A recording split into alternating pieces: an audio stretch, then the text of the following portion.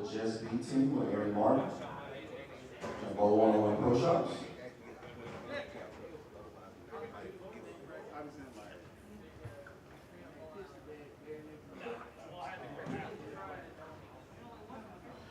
We have the dates for next year. It's going to be October 17th through the 19th.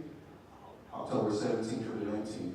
Take advantage of paying your deposit to ensure your spot for next year.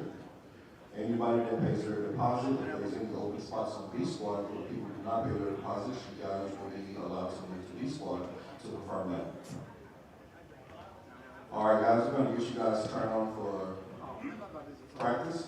We're going to have 10 minutes of practice. I'm going to do a last call for brackets about a minute or two before practice is over. So you guys go ahead and get to your start here and good luck to the Bowlero as we come on 10 minutes of practice. All you gotta do is press start and you'll have to come on 10 minutes of practice.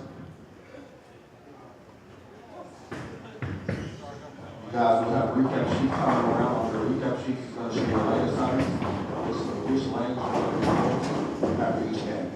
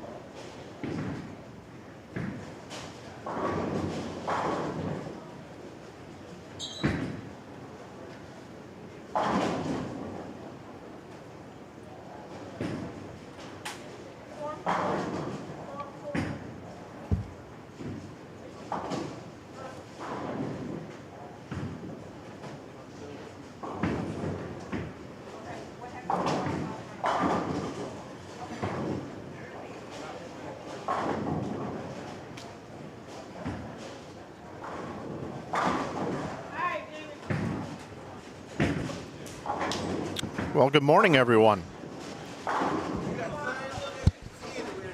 I haven't even done a mic check yet today, but how am I sounding? Thank you. You're welcome.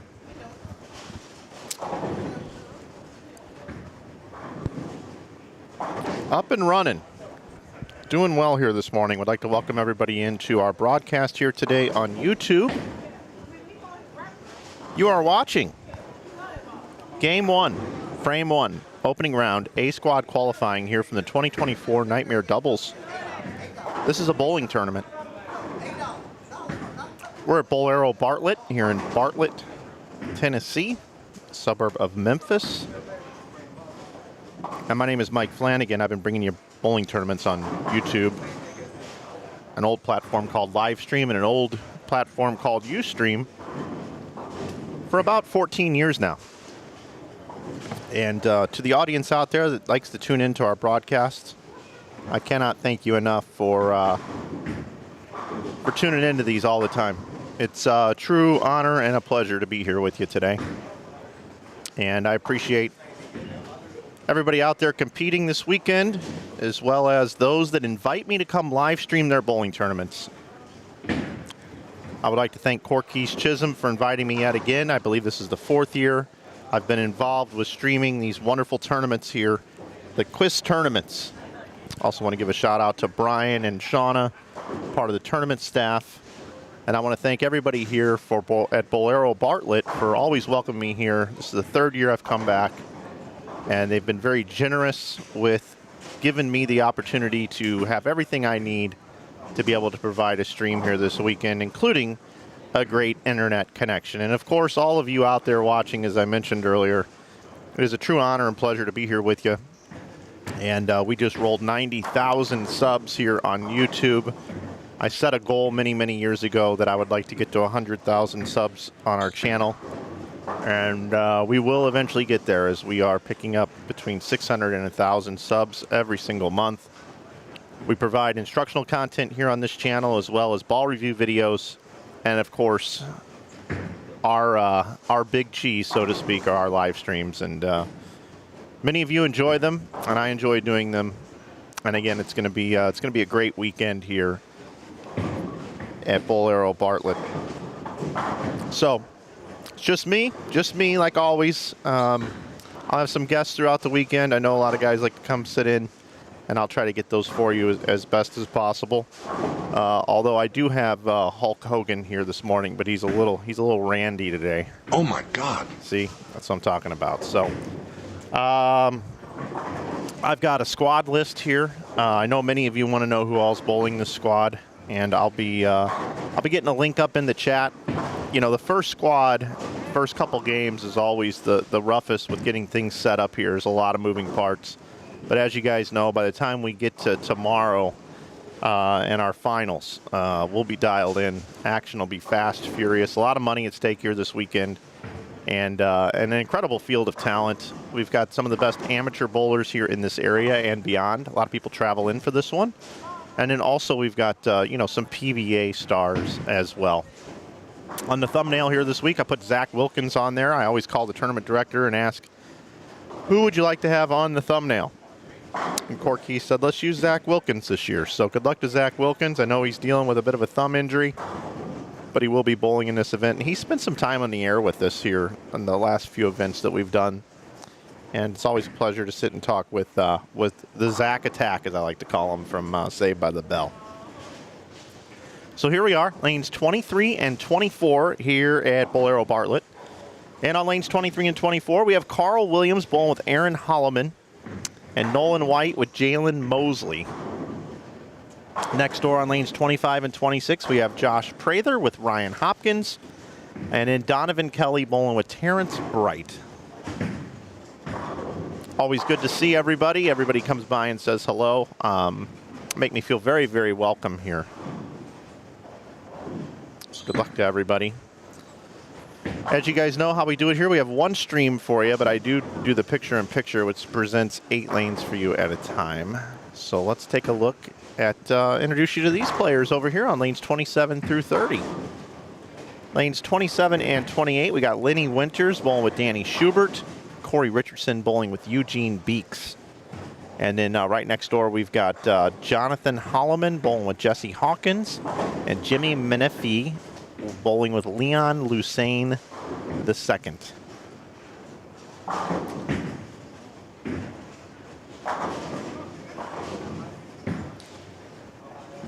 The pattern is always a modified house shot here.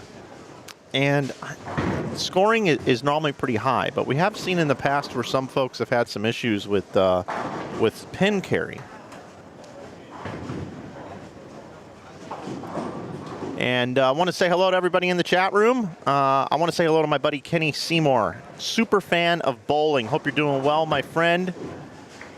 Also want to give a shout out to Kristen and Cameron and Scott P and Pickled Pretzels and Larry and everybody in here. We've got some folks watching from Israel this morning. Hope things are going good in your part of the country. Overton is from Atlanta checking in today as well. So it's great to see everybody in here. Bradley Martin. What's shaking? Thelma, how you doing?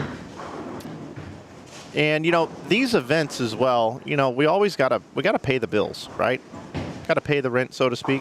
By the way, there's a lot of single pins on the screen right now. 1, 2, 3, 4, 5 at one time. What does that tell you early? It means the pin that carry is a bit of an issue. And we see plenty of strings up there, but a lot of nines. A lot of nines early here, you know? But as we like to pay the bills around here, I want to thank DV8, our title sponsor. I want to thank DV8.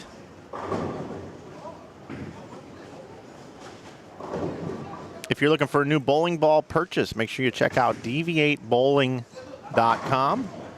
DV8, tonight we bowl. Also check out the B7 brands, Brunswick family of brands. There's 7 of them. DV8 happens to be one of them. Also want to thank Brad Brooks, our man Brad Brooks, man. Brad's been around supporting our streams for a long time here at the Brooks Agency. Bradley, hope you're doing well, my friend, and thank you for the sponsorship. I want to thank the Bowl 101 Pro Shops. If you're in the area, you need anything done to your equipment, need a new ball maybe, check out Bowl 101 Pro Shops. Also want to give a shout out to the Just Be team. Thank you so much for participating again this year and being a sponsor. And of course, this is a Corky's Chisholm bowling tournament here with Brian and Shauna also helping out as well. It's going to be a great day. We have multiple squads, just a plethora of squads here for you today. And re-entries are going to be allowed.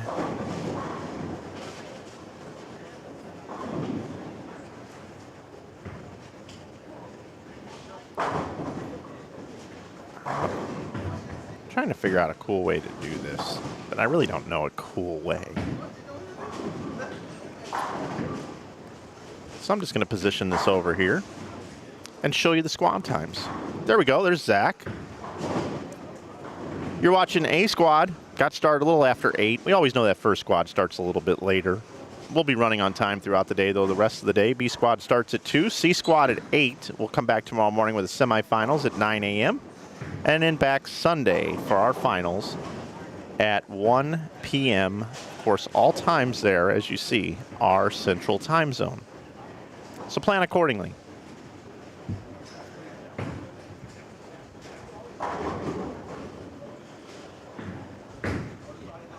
You know, sometimes you meet people in the bowling industry that just leave a special mark. Just leave that special mark in your life. And one of those folks had a birthday yesterday. And he's been a colleague of mine over the years with United States Bowling Congress and Bowl TV. And I'm sure he's not watching this morning. At least I don't think he's watching this morning.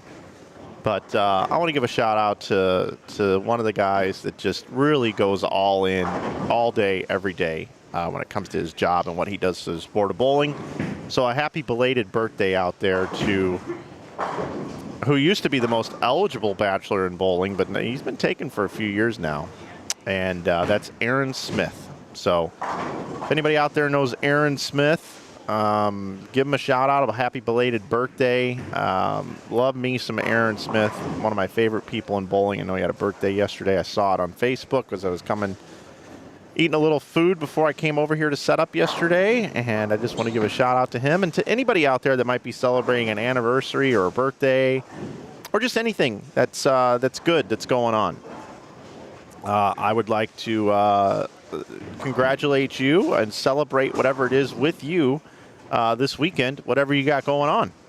And if you don't have anything going on, let's celebrate great bowling this weekend and how guys can't knock down 10. Because right now I'm seeing, again, a whole bunch of 9 counts. I'll tell you what, I think we're going to, people like to call me the cloud sometimes. So maybe we're clouding these guys into no strikes. We got a Greek church. Can we get a strike over on 26? Nope.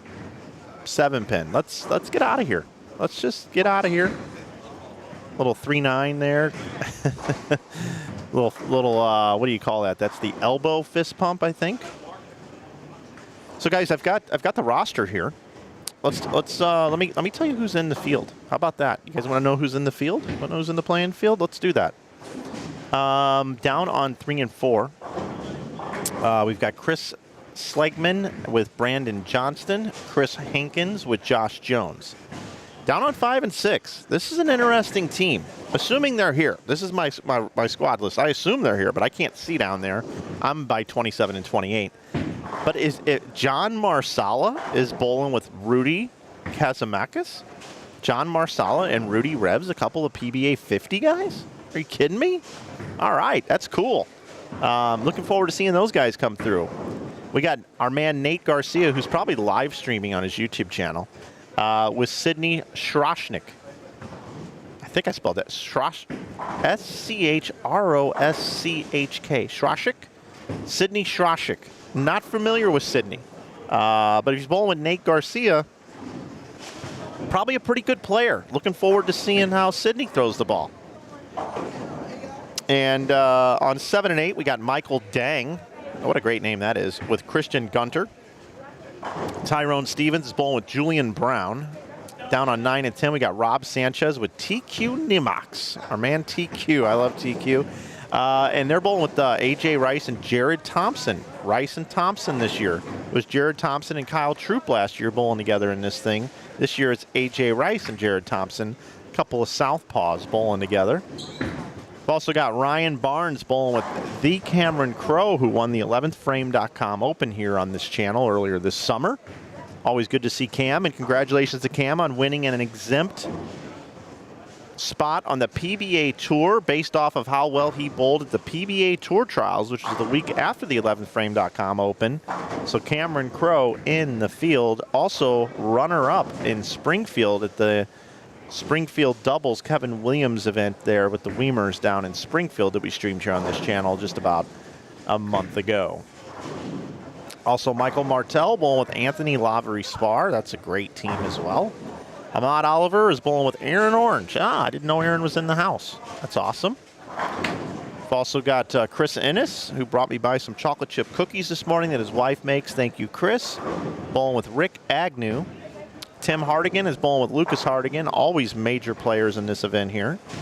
Jeremiah Hilliard bowling with Dietrich Stanciel. Keaton Ostrowski bowling with Blake Walsh. Another big hitter team here with Carter Street, who bowled 300 on a junior gold broadcast. Bowling with Spencer Robarge. Spencer bowls everything every weekend. Awesome player as well. Cliff Edwards bowling with Grady Russell. We got Sean Lavery is bowling with Michael Holloman. It's another great team. Michael Holloman has won 2 events in a row here that he's entered on Inside Bowling. He won the Spa City Singles Josh Imhoff's event down in Arkansas earlier this summer. And then he won the Springfield Doubles with Victor Cortez. But here at this doubles event, he's bowling with Sean Lavery. Michael Williams is bowling with Richard Blackman. GG3. Man, it's been a while since I seen my man George Gohagen, but he's bowling with Trey Sledge. Looking forward to catching up with him here this weekend. And again, I believe you have the rest of the field here, but we did not talk about who we have on lanes. No, I think that's everybody. I think that's everybody. We covered everybody else here, didn't we? Yes, we did. Nolan White, Jalen Mosley, Josh Prather, Ryan Hopkins. Did I cover those guys? Pretty sure that I did. Yeah. Right here. Right in front of us. Front and center. And we got a 5-bagger and we got a 6-bagger up on the board right now. So we'll keep an eye on that. Check back in on the chat here. Want to welcome in all 323 viewers here this morning. Wow, that's a lot of viewers here to start the day. Let me know where you're watching from.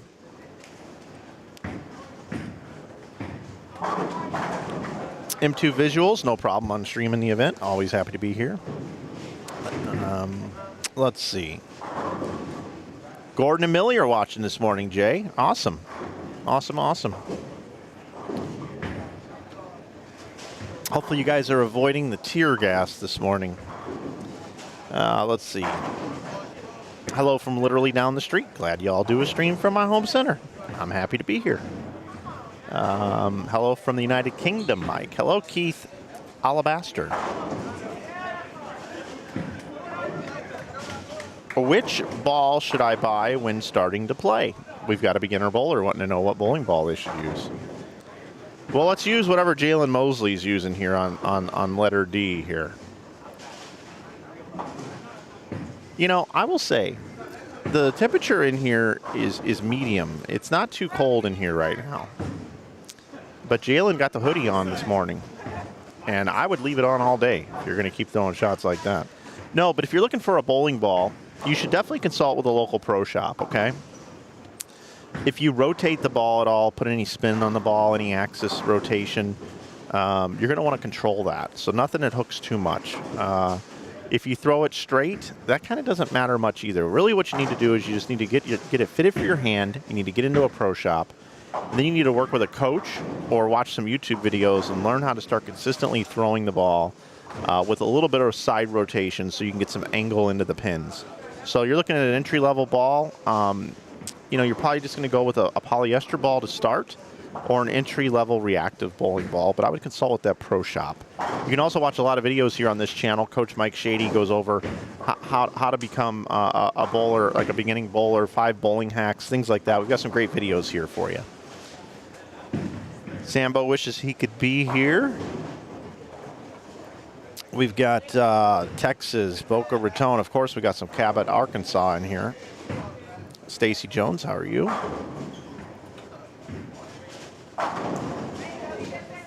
Olivia Branch, gonna bowl the 2 p.m. squad. What's the oil pattern? It's a modified house shot. You know, I need. You know what I need to do? I need not be lazy. Is what I need to do. Okay, I'm gonna not be lazy. So what I'm gonna do is I'm going to open up a Google Chrome browser. I'm gonna head over to Facebook and I'm gonna type in DV8 Nightmare Doubles. And then there's an event page over on Facebook, and I'm going to click on that. And I'm going to click on the discussion tab, and I'm going to look and see if they have an oil pattern posted anywhere here. Yep, I'll be damned. Here it is. You know, shame on me. Shame on me for not doing my my prep work. You know, guys, I'm going to be retired sooner than later because I just, you know, I can't hang anymore. I just can't hang. I'm not putting in the work. I'm not doing what I'm supposed to do anymore. You guys are gonna fire me. I know it. I'm gonna call it Nightmare Oil. How about that? Nightmare Oil. And we're all gonna look at it for the first time here together. You know, let's all hold hands as we look at this and sing Kumbaya around the fire. Let's do that. Let's do that. I'm ready to hold some hands. You know what? I'm going to pick somebody in the chat.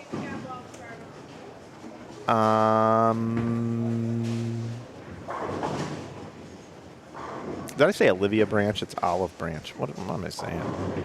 How about you, Chris Alves? Chris, we're going to hold hands.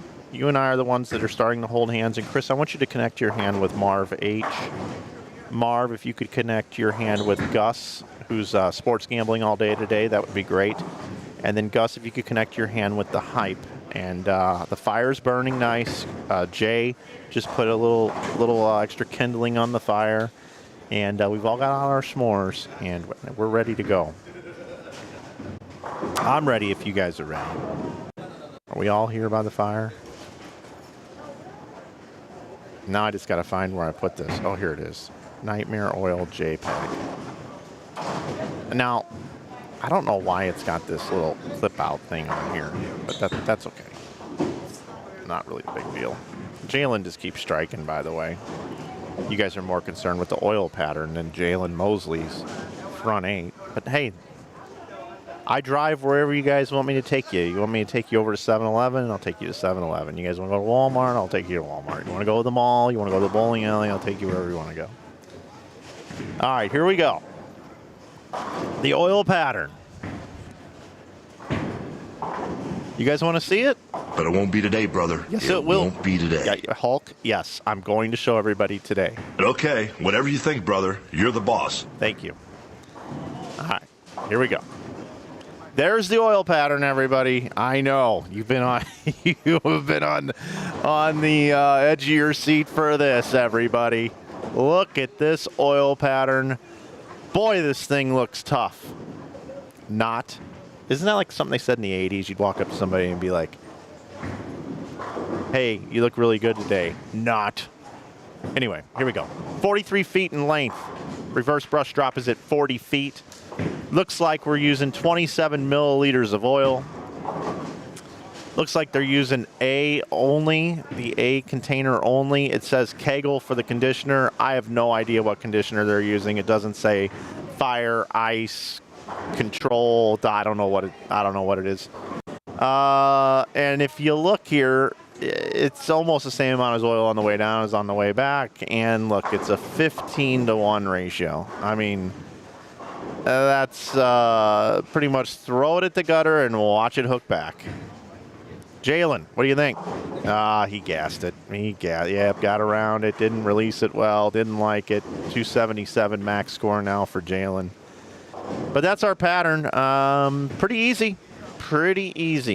And again, I don't know what the scissors and the cutout dots are. I don't know what that is, but that's how it was posted, and that's how I'm giving it to you guys. So there it is, everybody. There's your oil pattern.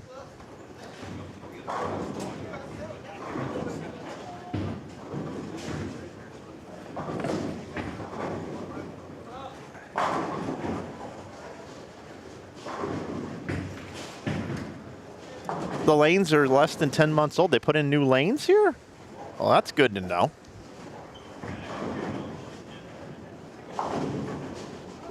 New lanes. It's quite an investment. Wow, that's unbelievable. I would agree. By the way, Gus. How you doing, my friend? Hope you're doing well.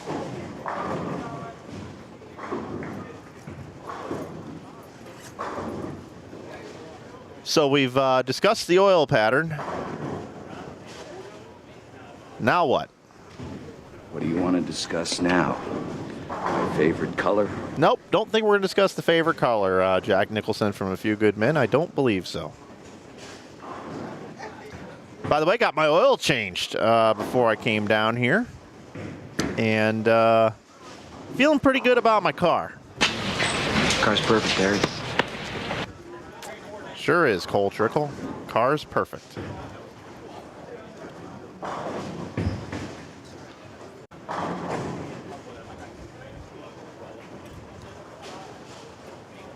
I think I saw online.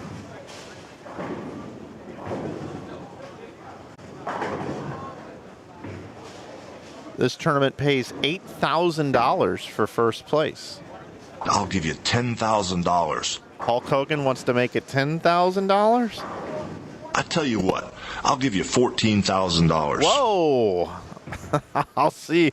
Hulkster, I'll put you in contact with Quis, and you guys can work out the prize fund, okay? Okay, whatever you think, brother. You're the boss. All right, thank you.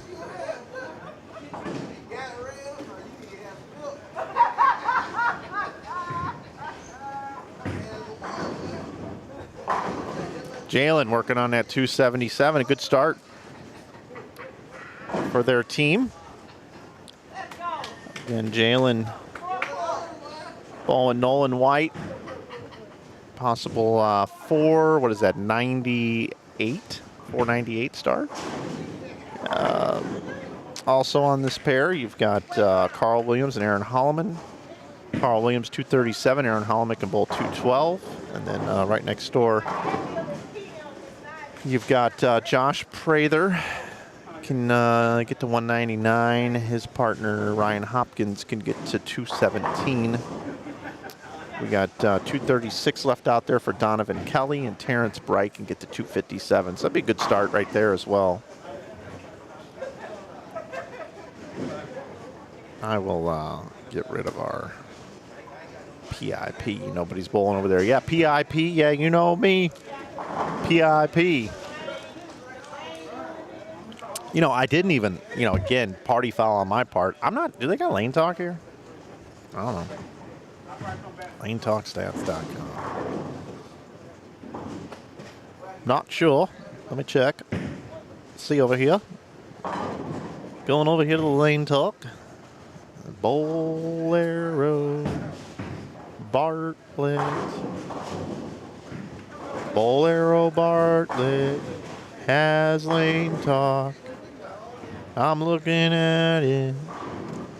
The thing that always kind of isn't so great though with Lane Talk is it doesn't tell me. You know, they use letters A's and B's in these amateur tournaments. So I could be like, oh, letter A just bowled 300 out on 4. That didn't just happen, but anyway, I'll keep an eye on it.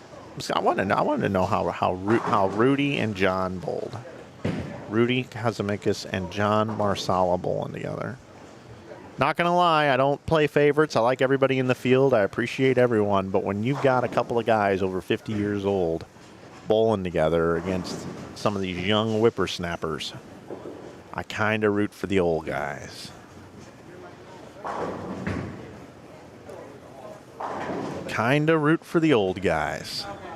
Just kind of my jam. It's my jam. It's all right. That's how I like to do things. You guys know that already. And those of you that haven't been here before, subscribe to the channel. I'm not everybody's favorite flavor, but you can always mute me and just watch the bowling. Some people do that. That's okay. I don't mind. No problem at all.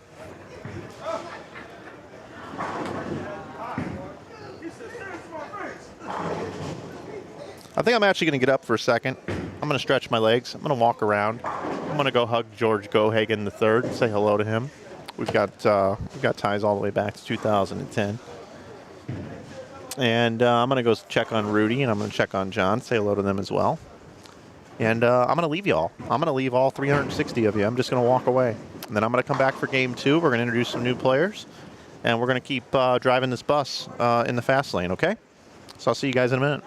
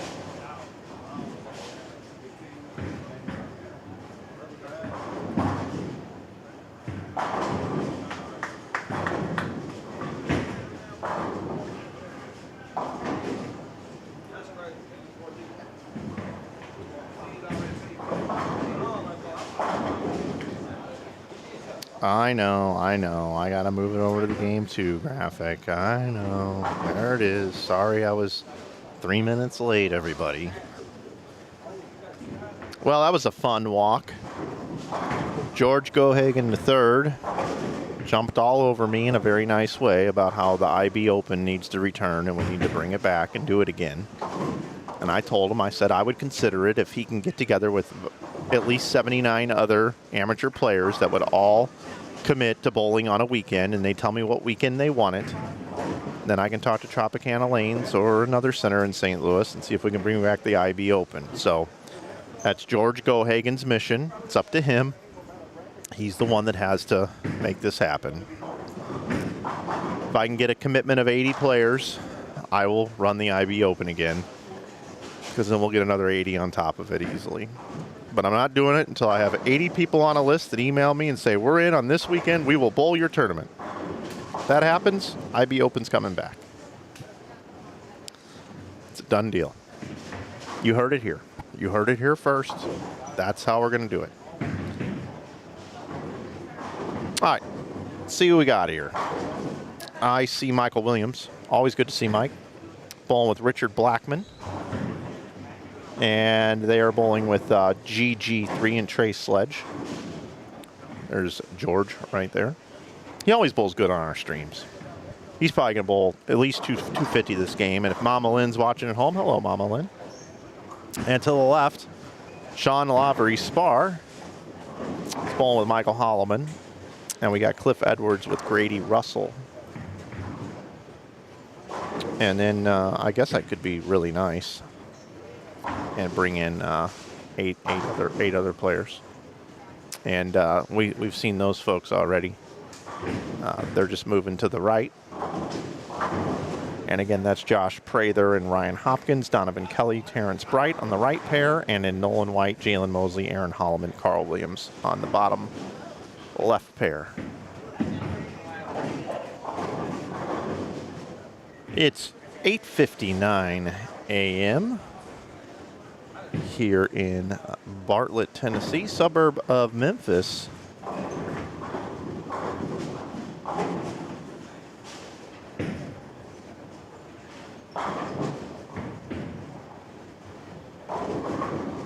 It's 79 degrees and sunny skies.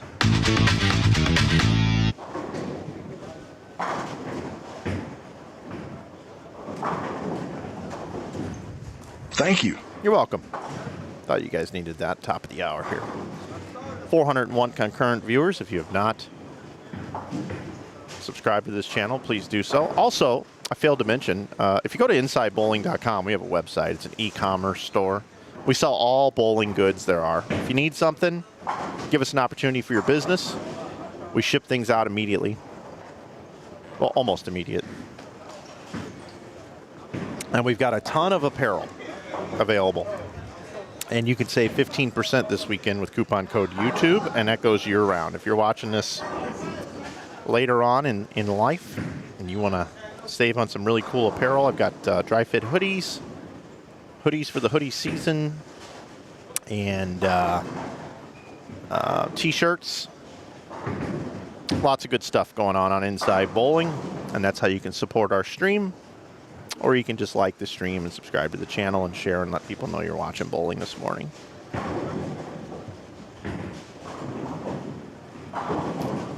Benny Barnwell, what's up, buddy? Watching in East Peoria, Illinois. See you in a little more than a month at St. Clair Bowl for the holiday doubles. Yep, that'll be coming up right around the corner. What's up, Kim? How you doing?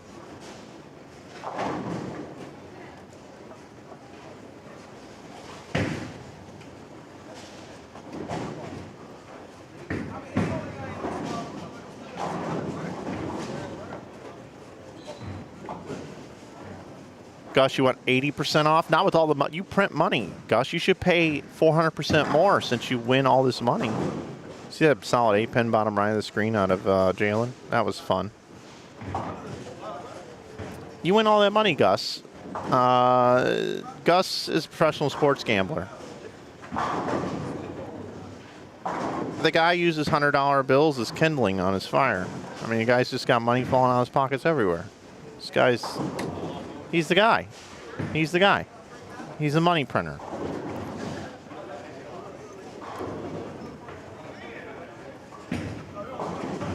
All right, Kim, I'll see you there.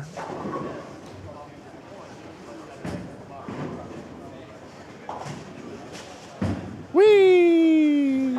Boom, Michael Holloman, another strike. So now this is the point in the day where I need to figure out how to get you guys the scores, right? I need to try to figure out how to get you the standings. And I think I can get them right here. Think I can get them right here. Think I can get them right here. Tournament results right here. Let me look over here. Tournament results. Nightmare doubles. Let me click on that. And then what? What do I get if I click on that? Let's see. Oh, standings. Hey. Well, there they are. Now, I really should go use my Bitly link shortener, but they just changed. Bitly used to be free, and now they want to charge you $96 a year to use their service. It's kind of not making me real happy, to be honest with you.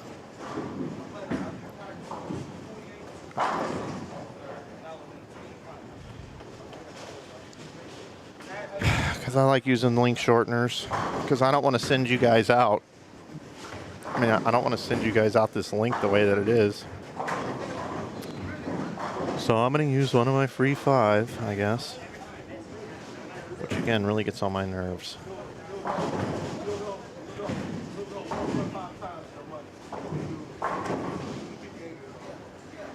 Oh, that ain't it. Let's see what happens here. All right, I'm into my Bitly here. Let's see.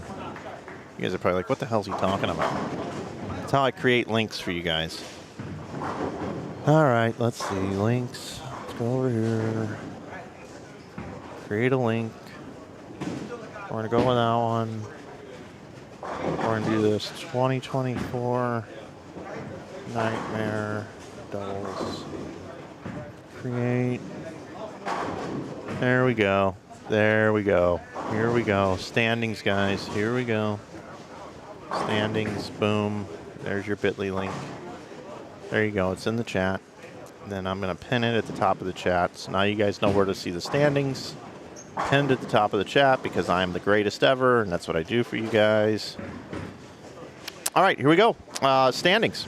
Well, I guess I'm supposed to do it like this now. Man, you guys are so demanding. Give me just a second here. Let's see. Let's go over here.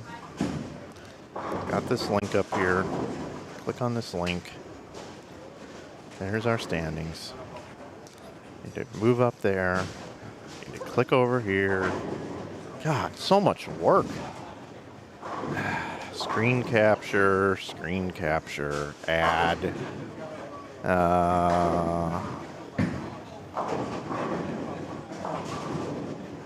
Okay, whatever. All right, let's see. I'm going to go to a window. I'm going to not show the cursor. I'm going to click configure. I'm going to go over here to Google Chrome. Find the standings. Then I got to go in and crop it out. Man, just one of these days, you know, I'm not going to be able to see anymore. I'm not going to be able to do this stuff for you. So hope you guys appreciate it. You ever have one of those parents when they're mad at you when you're a kid and they go, "You just don't appreciate what I do for you." Right? That's what I feel like right now. You know, you all just don't appreciate what I do for you. I'm kidding, of course. This is your first time around here. Get used to it. All right, here we go. There's your standings. Look what I did for you all. Look how amazing this is. You could have clicked the link and looked yourself, but Michael Williams, Richard Blackman, 534, Keaton Ostrowski, and Blake Walsh. By the way, Blake Walsh from Australia. I got introduced to him last month at the event in Iowa, the Ebonite Fall Classic. My gosh, is this kid good. I mean, he's the future. Ryan Barnes, Cam Crow, 507, Sidney Schroschik, and Nate Garcia, 502, Tim Hardigan, Lucas Hardigan, 500, Nolan White and Jalen Mosley, 498, Donovan Kelly, Terrence Bright, 493, GG3 and Trey Sledge, 492, Lenny Winters, Danny Schubert, 484, Chris Hankins, Josh Jones, 481. That's your top 10. You want to look at those standings, either just screenshot it, DVR it back, hit the back button, rewind 10 seconds, or click the link because it's going away now. And that's it for game one, everybody. It's in the books. GG3, front five.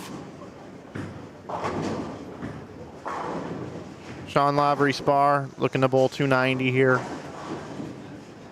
Excuse me, that's Michael Hallman with 290. Sean is struck once through 5 frames.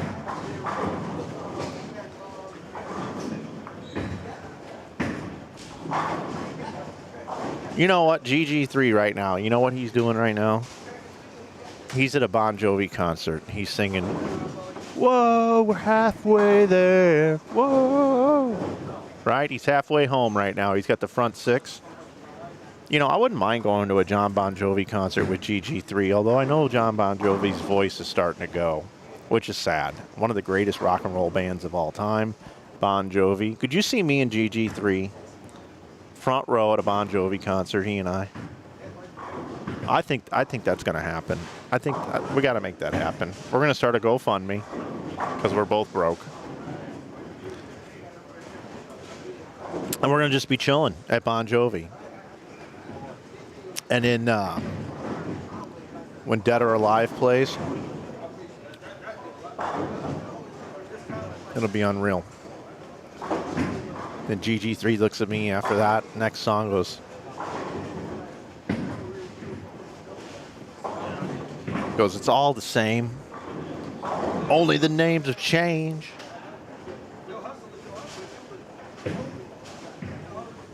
I'm a cowboy. Gotta make this happen. Robar's over there sliding the 3-pin in front of the 610. We've got a PBA washout being converted over on 27. All kinds of weird stuff going on here. Commentary's kind of weird too right now.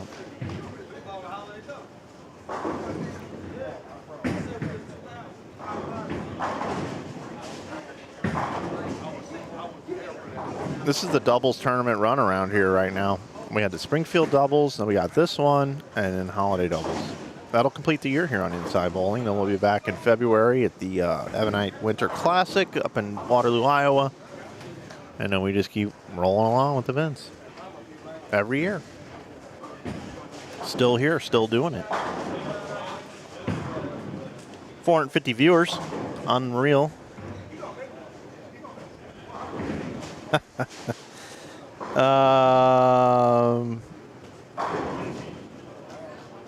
Gene Backlund, I finally caught up with you, Mike. I wanted to thank you for your very kind words on Hammond this year. It was very kind of you. Gene, I tell stories about you all the time, buddy. You mean a great deal to me. When we had that conversation regarding when I was talking about bullying and stuff, and you told me your story, buddy, that's pretty heavy stuff, but it's good stuff. It's human stuff. And there's GG3. He's like, I'm on an Inside Bowling live stream right now. That means I'm going to go front 7 and take it to the house. I'm telling you, there's, Del Ballard, he's the president of the I Hate Lefties Club. And it's a joke. He doesn't really hate lefties, but it's just an inside joke from the tour days when the lefties would have it all. And the righties couldn't do anything when they would lock them out for the week or gave the lefties a bone. Not a Parker bone, just a bone in general. And, he said to me one time, he goes, Flanagan's tournaments, lefties always win them. And I don't know about all that, Del, but there is something about lefties and this channel. I mean, Matt McNeil's won the IB Open back in the day. Angie Ramirez made a deep run at an IB Open one year. Gohagen bowled for the title. Holloman has won 2 events here in a row earlier this year, and then Cameron Crowe won the 11th frame on our live stream.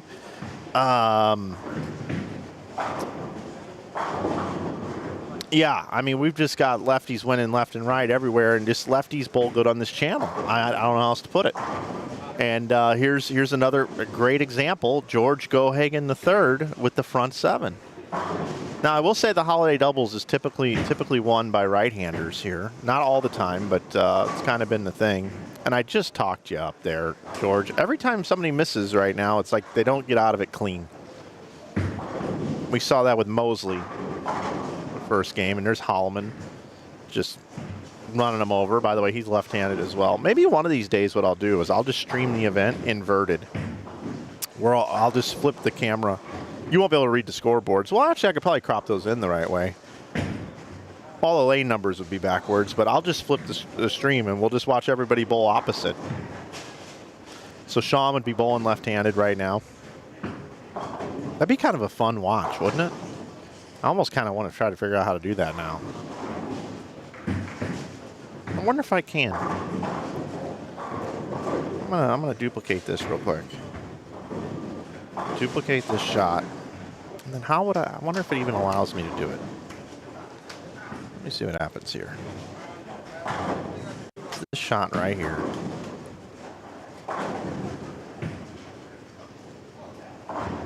Oh, that ain't it. Don't like that. I need this to go back to 0. There we go. Is it this one?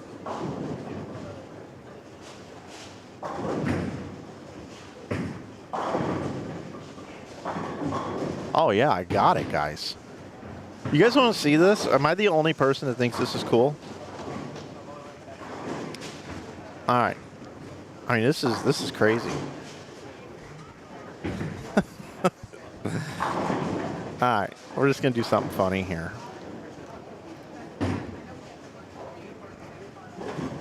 You guys ready to see everybody bowl opposite-handed? It's only going to be on the main screen, though, okay? Jalen Mosley, by the way. Oh, 6, 7, 10. That just crept a little high. All right, let's see. We'll start with Mike Williams here. Okay, here we go. And the lanes they're on is backwards too. So the scores above, well, yeah, the scores above aren't going to be right either. This whole thing's goofy. But check this out. I kind of sort of have this going on, right? So actually the left pair, the scores are on the upper right. So this whole thing's all screwed up, but this will give you an opportunity to see what everybody would be bowling if they were bowled the other hand. So this is George Gohagen III. He's a left-handed player, but this is if he was right-handed. This is what it would look like if he was right-handed. It's kind of different, isn't it?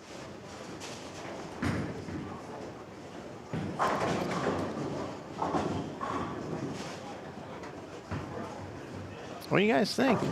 It's kind of funny. I'm not going to leave this up for very long. Donnie, I'll tell John you said hello. Good morning, Lynn. Mama Lynn. I was giving you a shout out earlier. I hope you're doing well.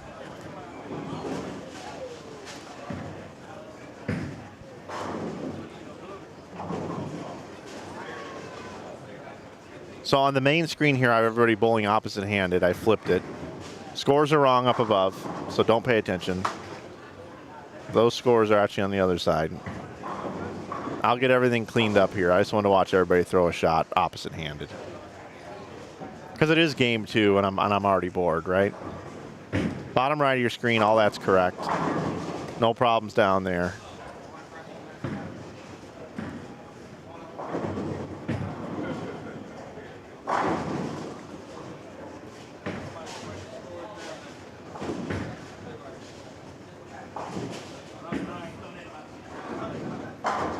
So here's Sean Lavery Spar bowling as a left-hander on lane, I think that's 23.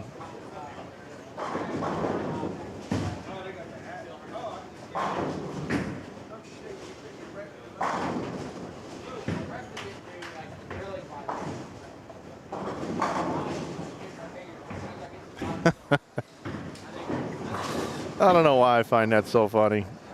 All right, you guys ready to not be like in a daze here? Let's fix it. There they are bowling normal again. GG3 looking at 277. Got 235. Be a great team score here.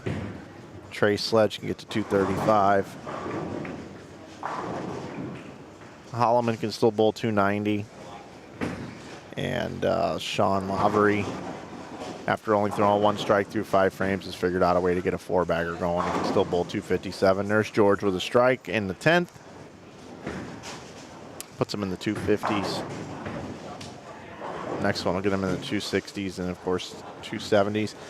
Earlier, I talked about Rudy Kazimekis and John Marsala bowling together, a couple guys from the PBA 50 Tour. And they are... their start today, 226 and 206. Marsala and Kazimekis, 431 was their start earlier today in one game. We got 8 games for you here. Should be about 4 hours and 20 minutes of a stream for you. We got started about 12 after 8, so we'll finish up around 12:30. We'll be back at 2 o'clock with B Squad, and then 8 p.m. for your C Squad here today. They'll be taking a lot of re-entries on that C Squad. Again, the oil pattern is basically a modified house pattern. It's a 15-to-1 ratio. And Sean trying to roll it, can't roll it. Just can't roll it. GG3. You know me. Shout out to Ron Hickland as well. A little Creating the Difference jersey on here. Ron's done a lot of things to promote bowling and educate bowlers. He's got some products out there as well. Shout out to Ron Hickland and all the work that he's doing as well. Not a sponsor of this event that I know of, but always want to give a shout out to those that are working hard in the bowling industry, trying to do good work out there and let people know and educate and keep people hooked onto the sport, and then also get new bowlers into the sport. And he does that each and every day. But that's a guy that just lives, breathes, sleeps bowling all the time, loves bowling.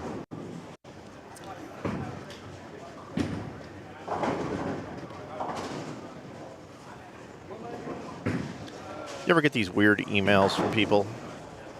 I moved back to St. Louis about a year ago, and I'm looking in my inbox here as I like to catch up on my emails. I don't like my emails to get too big, so I'm multitasking here on the air, and I get this email. It says, "Inside bowling for sale in Utah."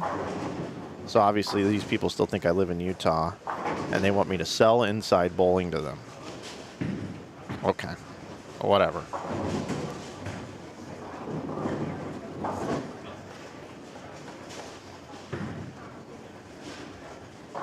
You get some really nice emails, don't you? It's like, what are you doing? Why is some bot sending me this?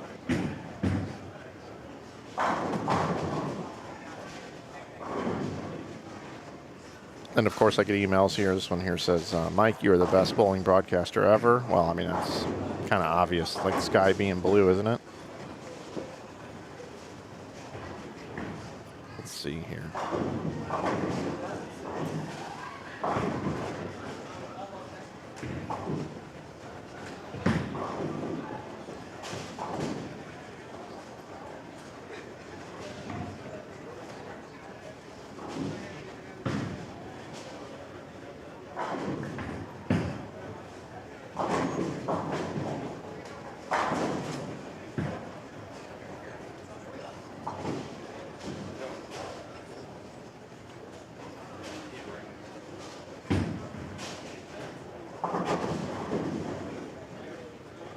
You guys are probably wondering why I don't have a booth cam.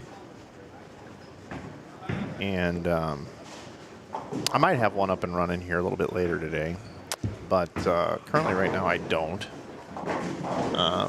Because I forgot my dongle. And I had to go get a dongle at Best Buy. And this one doesn't have USB-C pass-through for my soundboard. And so I had to plug the soundboard into this thing. And I don't have anything else available to be able to plug into here. So, no other available ports. Which is kind of a bummer. I mean, I guess I could, but, this will play with fire, but why not, huh? Why not? You know what? I'll play with some fire. It's not a problem. I'm going to unplug. No, I'm not. I'm just not going to do it. Not gonna do it. Let's see. What if I go with... I could do this. This probably won't look very good. Let's see what happens.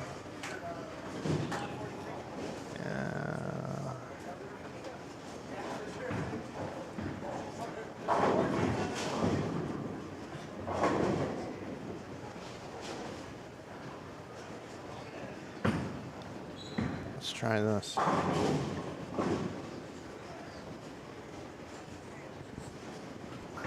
No, I don't.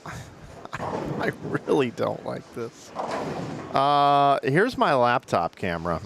I'm not thinking I'm liking this very much. No, that's not gonna work for me. Nope. Glad you're with me here, but this angle's just not good. By the way, these hoodies are available on Inside Bowling. Very, very comfortable. You save 15% with the code that's on the turbo side right there on these hoodies. So there you go. Gatorade this morning. And chocolate chip energy bar that I've taken a couple bites out of. All right, that's just a little too weird. So let's wrap up over here.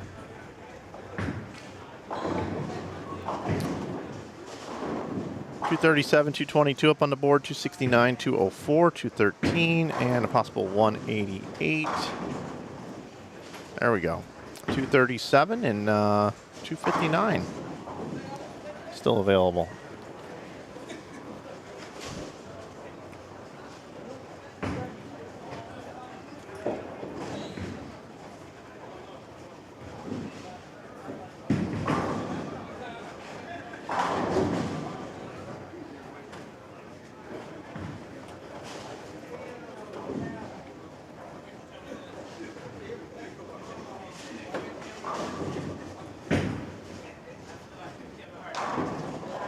All right, nice finish. Nice last 7th, 8th, 9th, and 10th frames after a really rough start there.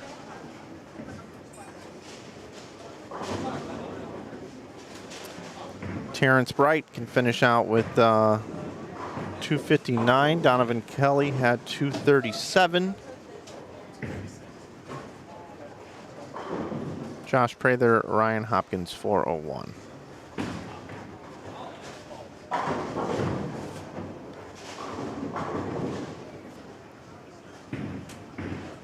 Nice game. Nice game, fellas. Ah, big gulps, huh, fellas? Well, see you later. We are in game 3 now, officially. Let's move over here. Here we go. We've got who do we have here?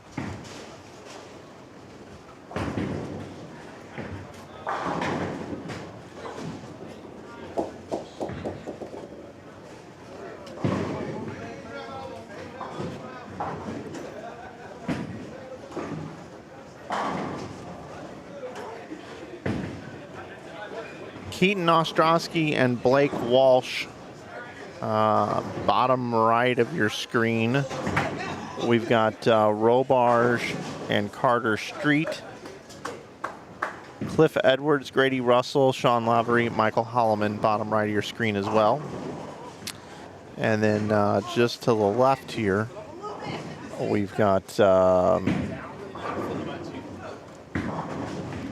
Jeremiah Hilliard, Dietrich Sanciel, Lucas Hardigan and Tim Hardigan, Chris Innes and Nick Agnew, and then Ahmad Oliver and Aaron Orange. So we should have here.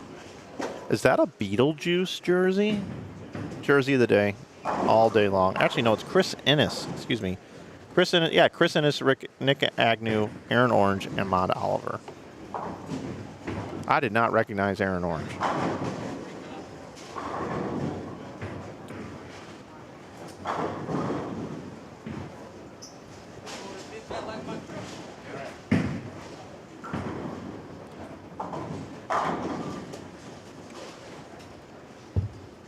You guys want to hear a funny story?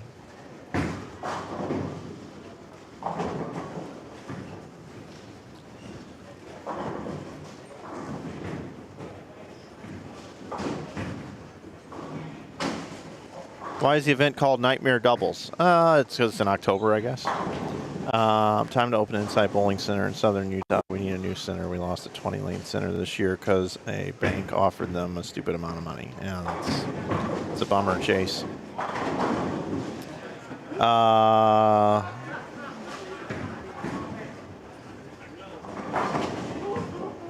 So let me tell you this crazy story here. It's not even crazy. It's just totally makes sense. So, guys, I moved back to St. Louis about a year ago, and you know, all these concerts come through town, and they get these great concert venues in St. Louis, and I love music, love it. Nice backup ball, by the way. There, I'm loving this Beetlejuice jersey. So Billy Joel's coming to town with Sting, so. I think I lost our card. Not any fault of yours. Not if you sold it with like a week later. If you'd have sold it right away, you'd have made good money. I believe it. Because that card went up $350 like a week and a half later, but now that thing is. I know. Sean Lavery coming by. We did a baseball card trade. It wasn't baseball, but it was sports card trade. I'll tell you about that after this story. So we go to Billy Joel and Sting and have a great time. I mean, unbelievable. I had like 28th row on the floor. Got the tickets the morning of through Ticketmaster. They opened up some seats. It was like $117 a person. Me and Kim went. It was awesome. I mean, just tremendous. Great concert. So we know the set list because we're looking at it on our phone, and we know there's a couple songs left. So we go over to we're down at Busch Stadium. We're on the field. And they've got like this like 8-inch platform that all the chairs are on over the whole field, right? So we're down there, and Kim says to me, she goes, you know, hey, this is kind of cool. We're on the field of the Cardinals. She's like, we're on the field, and we're on the warning track right now. It's really cool. I'm like, yeah. And I look over to the left, and there's like the foul pole and the padded wall that, you know, the Cardinal outfielders go up against to try to rob home runs. So I'd had a few beverages that night. Not anything crazy, though. Okay? Just trust me. You know, it's kind of like scale of 1 to 10. I was probably like a 6. Okay? And I'm like, oh, I'm going to go over here and rob a home run. So I go running over there at 45 years old, like I'm going to rob a home run. And when I jumped up to rob the home run that didn't exist, and it was pitch black down in this area because, you know, they don't have the lights on or anything. It's just the stage lights. I came down, and I didn't realize that stage floor didn't go all the way to the wall. It, like, stops a couple feet before. And when I came down right on the edge of that 8-inch ledge on my ankle and twisted my ankle. This was 2 weeks ago tomorrow. And, guys, I haven't been able to walk very well for 2 weeks. So here's the moral of the story. Once you turn the age of 40 and you're basically an adult male, don't pretend like you're 15 years old playing wiffle ball in the backyard anymore, because bad things can happen. So there's your life lesson, everybody. Do not try to rob a home run that doesn't exist at a Billy Joel concert on Busch Stadium in left field after having a few adult beverages for the evening. Not a good idea. Okay? So there you go. There's my. I'm turning a negative into a positive for all of you. I'm giving you a life lesson, what not to do, because I did it. Okay? So there you go. And I still came here. You know, some of these athletes, they say, "Oh, I can't play tonight," especially in the NBA. I got a high ankle sprain. Well, you know what, you guys? I'm here to stream this bowling tournament for you guys, even with a pretty severe ankle sprain. All right? Okay? Because I'm a warrior. I am a warrior.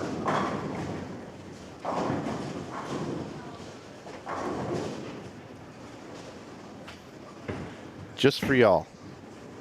Back up ball. Boom. Trip out to 6. Hello, Beetlejuice, Beetlejuice. Don't say it a third time. Just don't do it.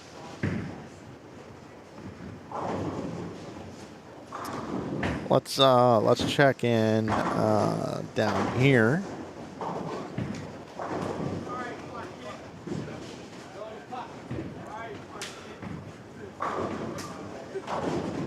Looks like all the scores are in after 2 games as well.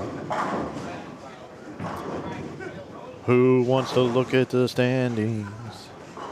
Who wants to see the standings on the screen? Who wants to see the standings? Who wants to look at the standings on the screen? Keaton Ostrowski looking open up at the front 4 here. But hey, let's look at the standings. George Gohagen III and Trey Sledge right now. And the Traveling Stone. They are 992, 492, and 500. They're your leaders. Donovan Gahully and Terrence Bright at 989. Sidney Schroschnick and Nate Garcia at 981. Tyrone Stevens and Julian Brown at 980. Ryan Barnes and Cam Crow at 978. Nolan White and Jalen Mosley at 957. Keaton Ostrowski and Blake Walsh at 952. Lenny Winters, Danny Schubert at 935. Hardigan and Hardigan at 927. And then at 924 is A.J. Rice and Jared Thompson. I am looking for my guys. Man, 431, 407 for Marsala and Casamancas. Come on, guys. Come on, guys. Come on, come on. Come on.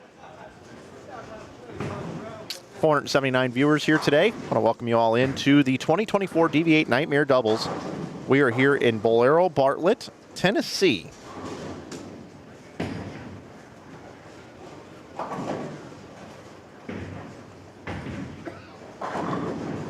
Our sponsors here this weekend, DV8, our title sponsor. If you're looking for a new bowling ball purchase, make sure you check out dv8bowling.com. Tonight, we bowl. Brooks Agency, our man Brad at Brooks Agency. What's up, man? Brad, thanks so much for continuing to support this event. Bowl 101 Pro Shops, Just B Team, and of course this is Corky's Chisholm event at Quis Tournaments. Here's Blake Walsh throwing in a 3-6. I told you this kid's pretty good. I got introduced to him at the Ebonite Fall Classic this year. Having trouble on the right lane, perfect on the left lane. So Sean Lavery-Spar, who came over and talked about this baseball card, sport card trade, I traded him a Will Levis Downtown PSA 10 for a Victor Wembanyama Optic Hollow PSA 10 and a CJ Stroud green PSA 10. Did I ever show you the monster CJ Stroud?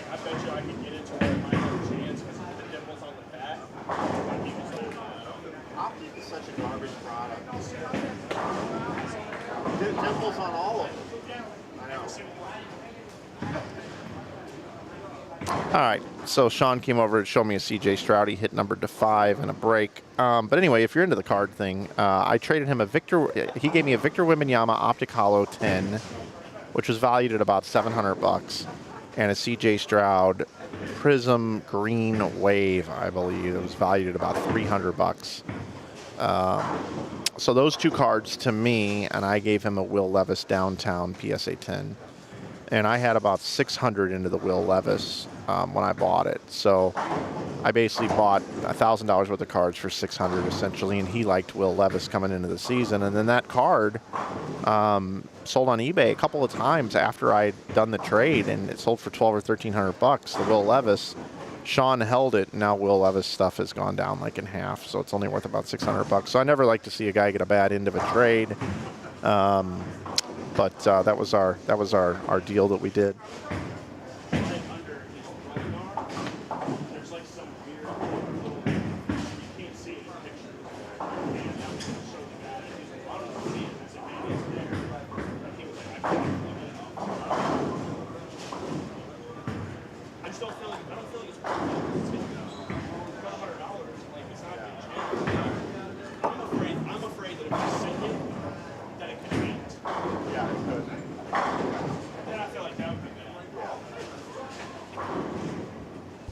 Sean back over talking to me about the cards. I'll tell you, us nerds that love these sports cards, I'm telling you, we can talk about it all day long.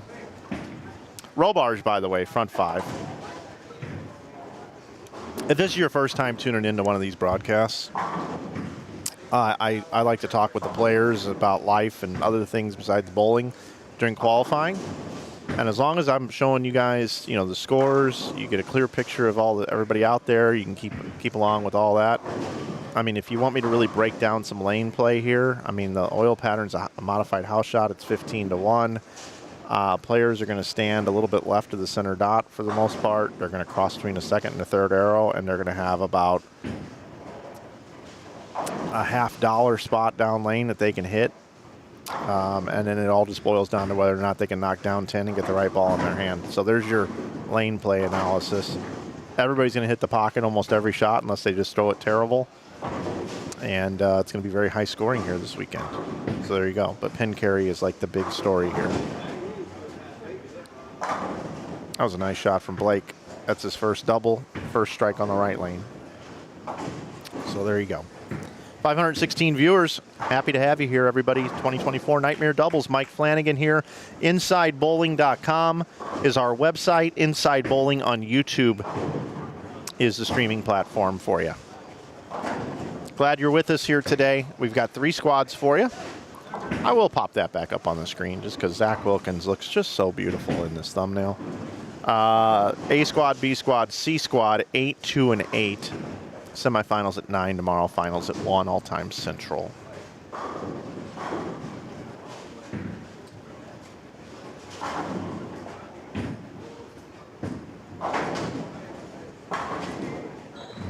Eddie Arrett. First night of league this year, I didn't stretch and pulled my hamstring on my first practice ball. Was shot for the rest of the night. Couldn't even bowl one game. Yeah, that is not fun. Sorry about that, Eddie. I'm sorry you had to deal with that. Always need to stretch it out, buddy.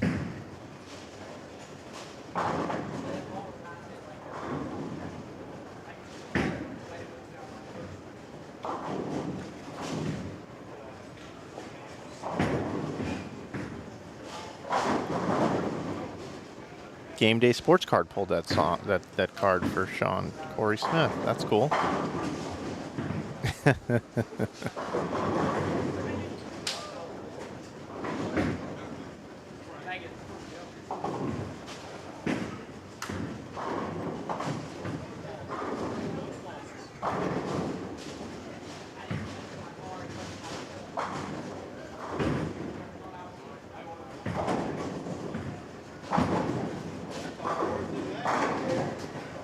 Mike, what we have to do to get you in one of our breaks, me and Tim run. So, like, you want me to, like, pay to get in your break? Or are you like, hey, what do we got to do to get you on as, like, a guest breaker? What are you looking for there? A pack pursuit? What do you want me to do? You want me to give you money? You want me as a customer? Are you trying to groom me? Are you trying to bait me into giving you guys money to pull sports cards? I don't do many breaks, to be honest. I've done some, but not many. Last one I did is I bought Jackson Holiday in a Topps Finest break. I'm really bullish on Jackson Holiday, by the way, if you want some stock in a player. Here in the off-season, Jackson Holiday stuff. He didn't bust onto the scene amazingly, but he is one heck of a talent. I like Jackson Holiday this winter. Buy some Jackson Holiday cards. Where's this tourney at? We're in. Well, first of all, if you guys are ever looking where we are on the YouTube channel, you can look down below and click the expand. I've got all the info down there, but we're in Bartlett, Tennessee. It's a suburb of Memphis.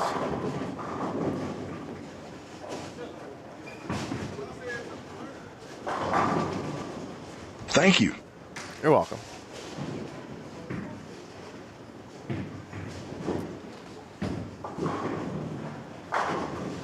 Yeah, I know Nash Cards. Nash Cards, I submitted a PSA order with them once. I just wanted to see if I'd get any different types of grades going with a bulk submitter. But I've decided that doing it myself is a preferred way to do it. Not to say those guys don't do a great job, but I like to control my own destiny. Okay, whatever you think, brother. You're the boss. Thank you. I can do whatever I want, Hulkster. Anyway, Sean Lavery Spar has front seven.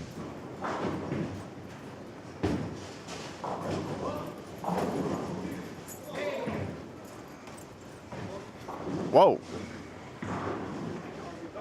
Oh, my God. I know. I couldn't believe it either. It's kind of bizarre.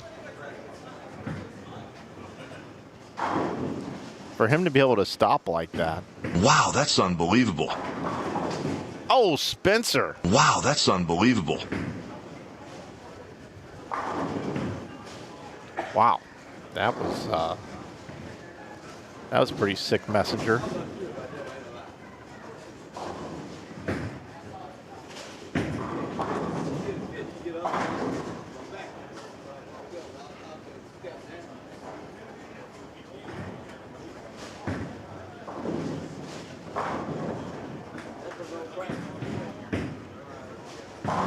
Blake Wall striking at will. Watch this shot again from Spencer. Watch this messenger.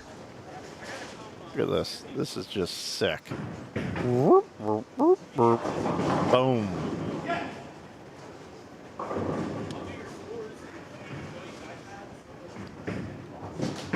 Here goes Sean.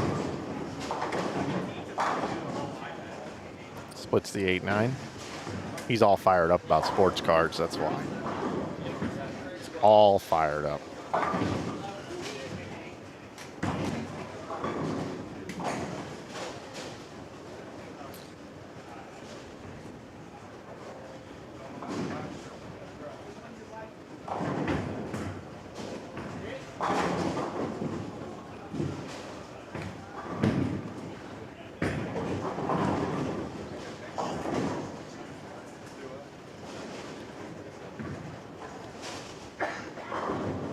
Had a question bottom right of the screen. We'll check in on these guys real quick before we come back over here. Michael looking for another strike. Big surprise there. Asking who is the guy. Oh, that's Hardigan. That's the Hardigan brothers down there. Tim and Lucas.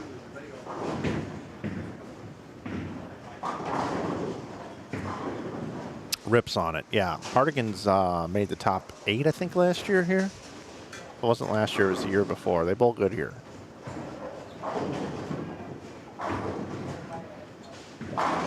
Yeah, that's disgusting.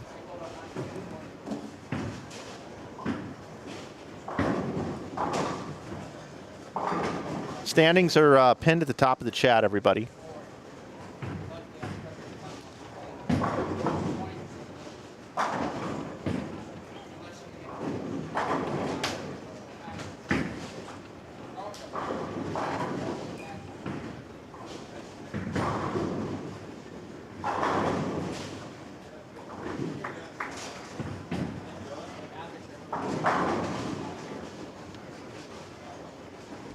Spencer makes another good one there, leaves us a 7.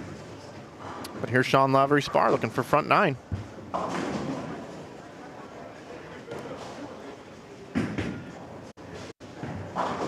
Oh, that wasn't his best shot in the world, but he got away with it. Oh, boy.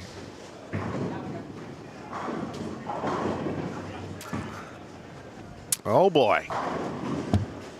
Blake Walsh, not his best effort there, but got a strike out of it nonetheless. He'll take it.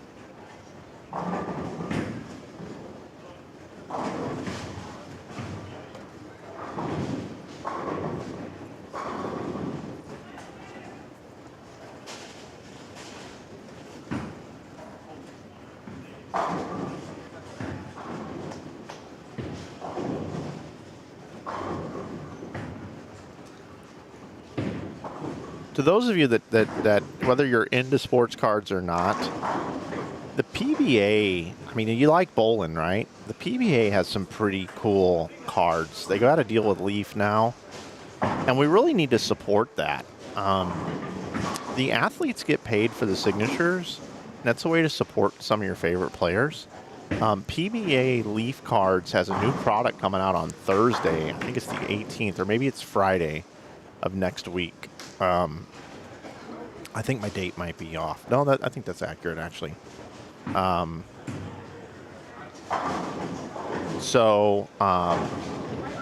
You should check those out. Local card shops. And then on Inside Bowling, we actually sell bowling cards. I've got some on there for like $6-7. If you want to support our stream, you could order some bowling cards from me. I'm going to be posting a bunch more on there as well. I've been picking some up on eBay. Oh, 9-pin for Sean. That's all right. I think if you told him his last shot was going to get 9 and that one was supposed to get 10, I think he would agree with you. So sometimes it just all balances out. But still, nonetheless, he can still bowl 279. But, yeah, you should check out these cards. There's some really cool ones, like on eBay right now. Like, I just bought some. I like finding these guys that have a bunch of these PBA cards, because a lot of people that get them don't really want them because they're not like bowling enthusiasts. So like they'll like buy them in a lot, or somebody will come into their card shop and they'll say, what will you give me for these? And they pay them like 10 cents on the dollar, and then they're just looking to get like 30 cents on the dollar for them. So I'll go on there and I'll say, hey, you've got, 15 PBA cards listed, and you want, if I total them all up, they'd be like 120 bucks. And I'd be like, if you want to unload all of them at one time, I'll give you 50 bucks for all of them. And sometimes these folks are like, yeah, for sure. And then I take them and then I put them on Inside Bowling and I mark them up, I don't know, 20% or something like that, so I can make a little bit. And then people buy bowling cards from me all the time. I sold a Kyle Troop Leaf Strike Kings numbered to 10 on card auto for $189.99 on the website last week. Somebody just bought the card. That's a very rare Kyle Troop card. It's an unbelievable card. It's really cool. Somebody bought it. I picked it up at a show. I didn't pay $189 for it. I made about 20% on the card. But it's cool having those cards available on the website. And if you type in, man, Spencer, another messenger to take out the 7 but can't get the 10 out. Pen carry in this house, that's really the thing here. That's really what you want to watch all weekend. That's the story of the weekend, is pen carry. Aaron, great to see you. But yeah, I mean, the sports card thing is just really, the bowling cards are just cool. I think that pretty much puts a ribbon and a bow on it. If Blake Walsh, after capitalizing on that not so good shot on 27, he's back half the game here, more than back half the game. Sean, a little ball change. Let's see what this one does. A little light mixing strike. So how about that? 279 for our man Sean. Bowling Michael Holloman.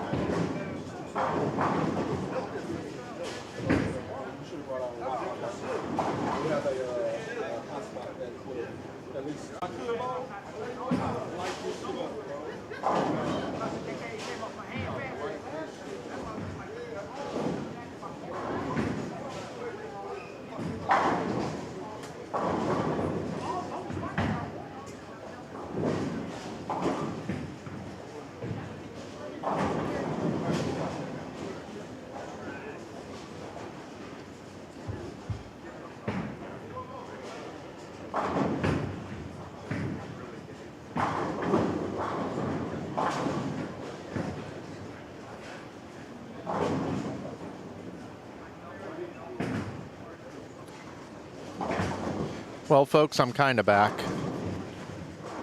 I am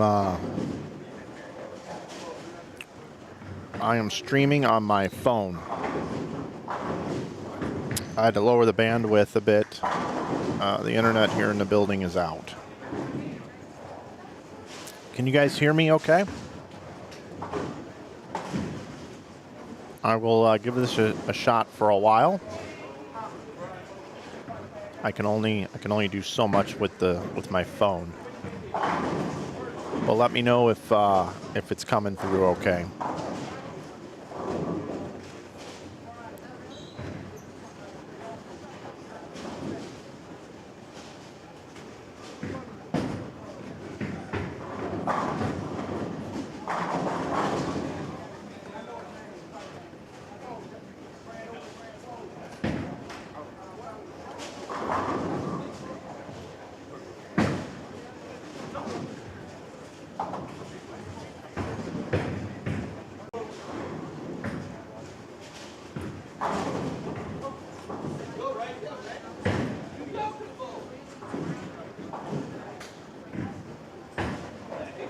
All right. Well, we'll see how this goes for a while.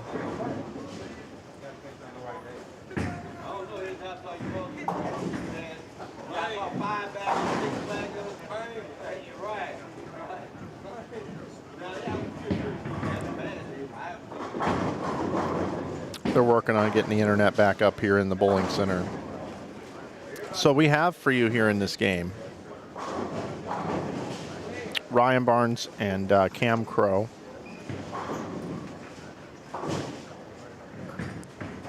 And they are bowling with Michael Martell and Anthony Lavery Spar. Here's Martell here.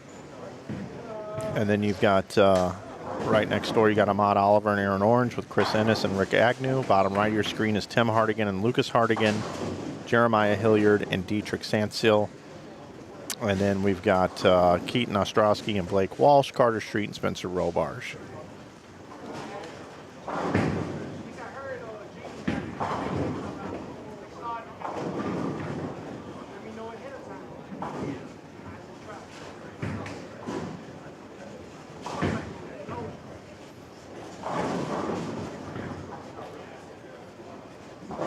And we'll just keep an eye on things and see how it goes. We've got standings up.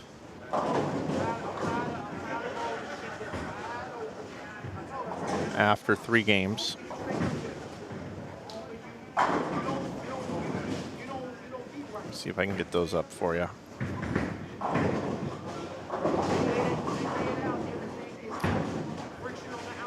And here we go. Nolan White and Jalen Mosley, your leaders at 1474. Lenny Winters and Danny Schubert at 1468. George Gohagen III and Trey Sledge at 1467. Donovan Kelly and Terrence Bright at 1452 are 4th. Sidney Strashik and Nate Garcia are now 5th at 1447. Keaton Ostrowski and Blake Walsh 6th at 1439. Jonathan Holloman and Jesse Hawkins 7th at 1434. Michael Martell and Anthony Lavery Spar 1420. A tie for 9th, Sean Lavery and Michael Holloman at 1414, along with Tyrone Stevens and Julian Brown. Those are your top 10 currently.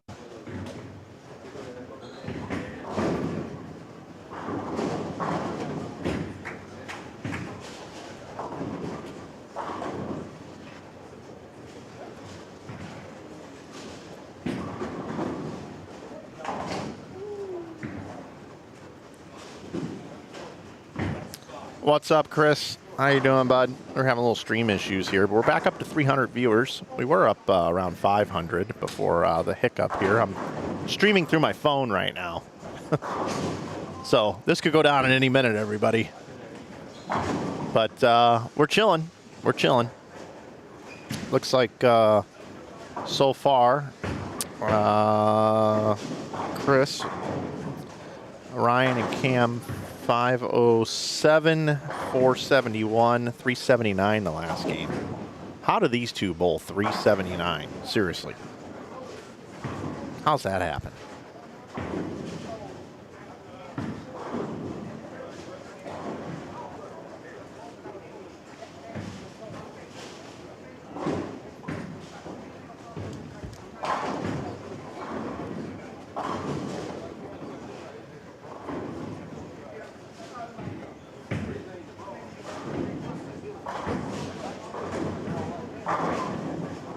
Again, if you're just tuning in, Inside Bowling is our network here. You can head over to our website, insidebowling.com. We sell bowling balls, bags, shoes, everything you need for a bowler, including accessories and apparel. And you can save 15% with coupon code YouTube. That's year-round at insidebowling.com. Great Christmas gifts. Christmas is not too far around the corner, believe it or not. I know we got to get through Halloween first. That's why it's the Nightmare Doubles here.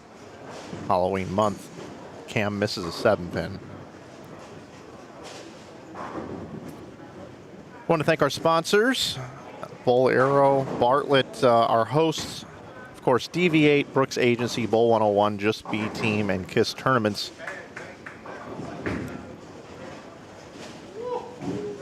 Again, if you're just tuning in, you're watching A Squad, Game 4 of 8.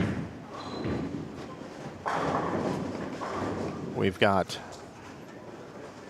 3 squads for you today, and then tomorrow we have our semifinals and finals. Squads today, 8 a.m., 2 p.m., 8 p.m. Be a late night here. We'll have bowling going on until about midnight.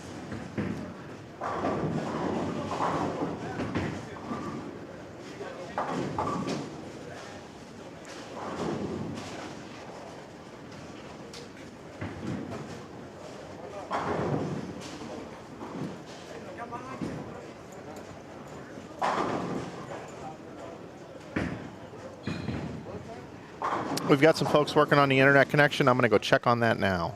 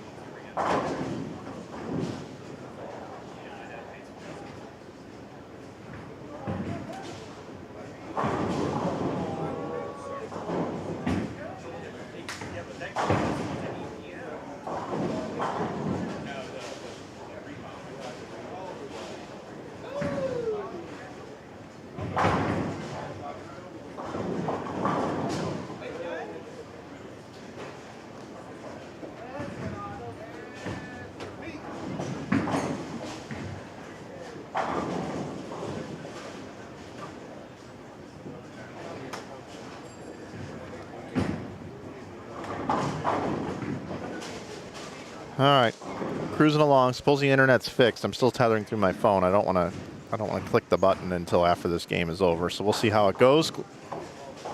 Thanks for bearing with me through some of these technical hiccups here. Totally outside of my control, but nonetheless, never fun. Anthony Lavery Spar going to be in the 190s here. Ryan Barnes can bowl 226, 227 left for Cam Crow. And Michael Martell can bowl 248. Aaron Orange can bowl 181. Oliver can bowl 237. And Chris Ennis can bowl 218. And his partner Rick Agnew can bowl 233. 233. Bottom right of your screen, Blake Walsh is in the 10th frame, throwing at a split. That's an open in the 10th. Keaton Ostrowski had 227. Blake had 245. 229 for Carter. I'm sorry, 199 for Carter Street on the bottom right of your screen. Robarge is finishing with 224 if he strikes on his fill. He's up on the right-hand side.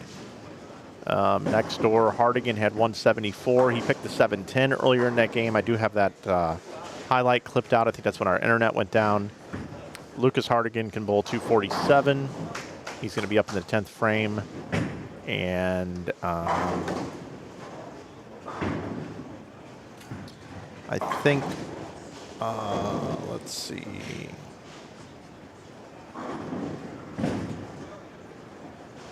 Jeremiah Hilliard and Dietrich Stansel. Hilliard can bowl, or did bowl, actually. I'm waiting for the graphic on the screen to clear. Bottom right of your screen. 221, Stansel can bowl 218. So there's your scores on the bottom right of your screen for you.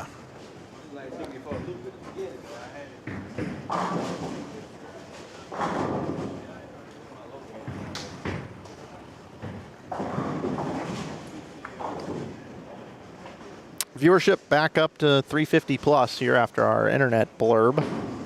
So happy to have you back watching opening round coverage here of the 2024 Nightmare Doubles. And to those of you that have been putting up with the stream issues, Thank you. and hopefully we have a good stream the rest of the day. Let's do it. I agree. Thank you, Hulk Hogan.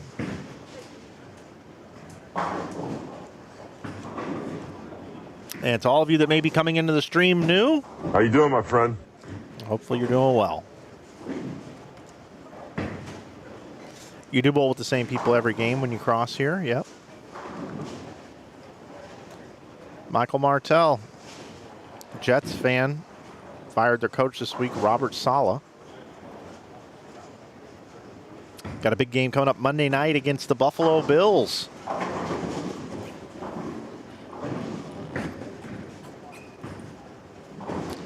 Yeah, the folks asking about the pattern, I'll bring that up. I guess I could bring it up now. 226, 216 for Ryan and Cam. There's the lane pattern, 15-to-1 ratio. Modified house condition. There it is. 43 feet in length. It oils to 27 feet and buffs to 43. Medium speeds, not really slow speeds. 10 is the slowest. Most of the pattern is applied at 18. It goes up in 4 increments.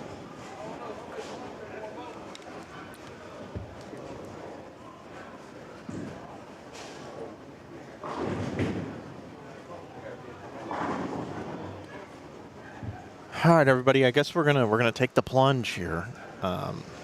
I'm going to attempt to reconnect to the hardwired internet connection after Chris Ennis throws his fill ball. We got Jared Thompson, the house mouse, in his Ron John Surf Shop t-shirt, getting going here in Game 5. Chris Ennis going to finish things up for Game 4. And we hold our nose and put on the snorkel and see if we're going to be able to survive here underwater when I revert back over to the in-house internet. There you go, Chris. Nice finish, my friend. 218. Thanks for the cookies this morning again. I've not had one yet, but I will. All right, I'm turning off my Wi-Fi, and I'm going to see what happens here.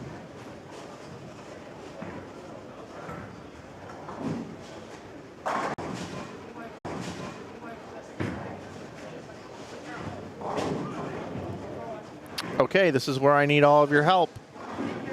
I have changed the settings of the stream back to 1080, and I am connected to the in-house wired connection.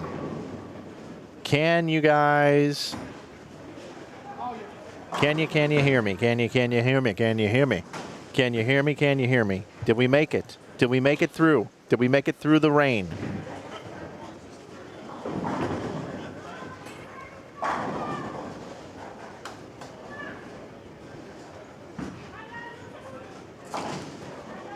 I mean, we dreamers have our ways, don't we, of facing rainy days, and somehow we survive. We keep the feelings warm, protect them from the storm until our time arrives. Then one day the sun appears, and we'll come shining through those lonely years. We made it through the rain and the internet outage, and we kept our live stream world protected. We made it through the rain, and we kept our point of view. We made it through the rain, everybody, and we found ourselves respected by the others who got rained on too and made it through. And you know, not that it's a problem here, but when friends are hard to find, because you're all from all our friends, and life seems so unkind, sometimes you just feel afraid. Just aim beyond the clouds and rise above the crowds and start your own parade. That's what we're doing here. We're parading through the 32 lanes with 28 of them in use here at Bowlero Bartlett.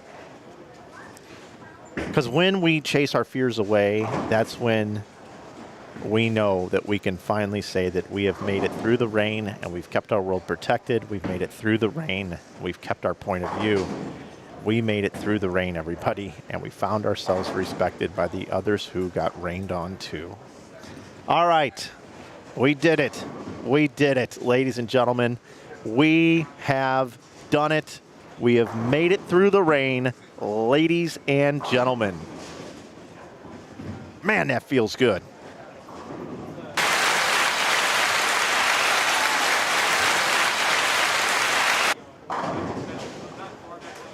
That wasn't supposed to be that hard of a stop. Back to the applause.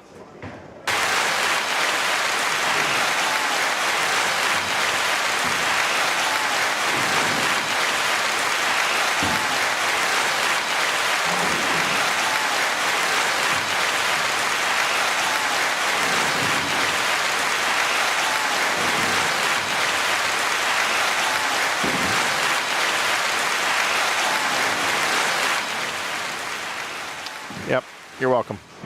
We did it. Really doing it.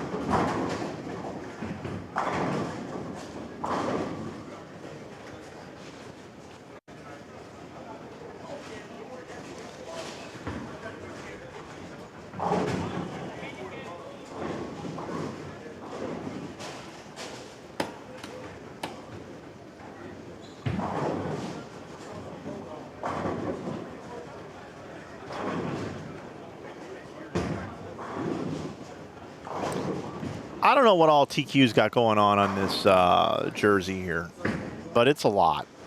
It's a lot going on. Not really sure what all that is. I should know if I'm hip. If I'm hip and I'm cool, right?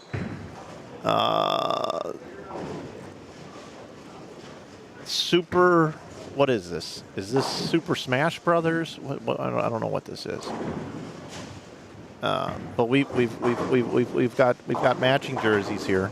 I know I already gave jersey to the day to Standstill with his Beetlejuice jersey, but we got the Bat Boy here. Like I don't know what's going on here. Somebody explain to me what these characters are. I do play some video games, but I don't play that game, whatever that is. Not sure. It's probably like some role player game or something. Ryan Barnes and Cam Crow are looking for the first 5 as a team, and they just did that.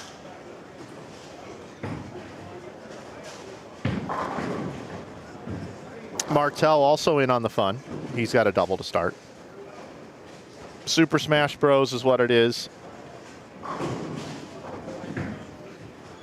Thank you, Super Smash Brothers. So they are the Super Smash Brothers along with Mario, I guess. I don't know. I gotta get in on this. I gotta know what all the kids are playing these days. I gotta get in on it. TQ Whoa. Whoa, TQ. What is going on? How are you getting the 4, 7, and the 10 to fall out like that? And Martel just gets 4 through the middle. You know, maybe, just maybe, I should. You guys want to do like a inside the NBA deep breakdown of everything that just happened there? I could get on board with that. Let's see what we got here. All right, here we go. Let's do a little, let's do it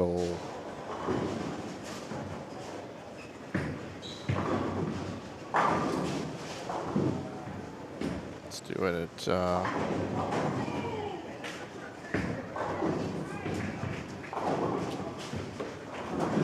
do it at half speed. All right, so let's break down these. There's AJ Rice, by the way, with no hat on. Very unrecognizable without the hat. All right, so here's TQ, okay? We got TQ. Watch the 4, 7, and the 10 here. We're going to break this down. Look at this.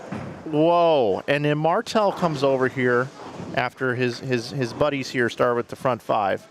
And he is just, whoa, stop, put on the brakes, and that's 4. That's 4. Willie Nelson, to all the girls I've loved before. They've trickled in and out my door. By the way, I don't know if you guys subscribe to Sirius, but I think if you buy something at Best Buy, like an electronic thing, you get 6 free months of Sirius app. I've been listening to these Howard Stern interviews. He did a deep dive with Chris Stapleton recently, and I listened to it on the way down here. It's fantastic. I've never been to a Stapleton concert. I know he's super talented. I respect the guy a lot. He's got too many slow songs for me, to be honest, but incredible music talent. I listened to this Howard Stern interview with him. Nice messenger, by the way, AJ Rice. It was incredible. He really breaks down the whole national anthem that he sang 2 years ago at the Super Bowl. You saw grown men crying while he was performing that Super Bowl, players and coaches from the teams. Just an incredible moment. You should go watch it on YouTube, but if you subscribe to Sirius, you should really check out these Howard Stern interviews. He's an unbelievable interviewer, and I highly recommend listening to the Chris Stapleton one. Made it through the Paul Simon one as well. That wasn't quite as good. I didn't think Howard did as good of a job directing that interview, but it was still good. And what other one did I listen to? Kevin Costner is outstanding. The Kevin Costner one is outstanding. So I kind of got, that was kind of my binge listen on the way down here yesterday. Howard Stern. But, yeah, Chris Stapleton.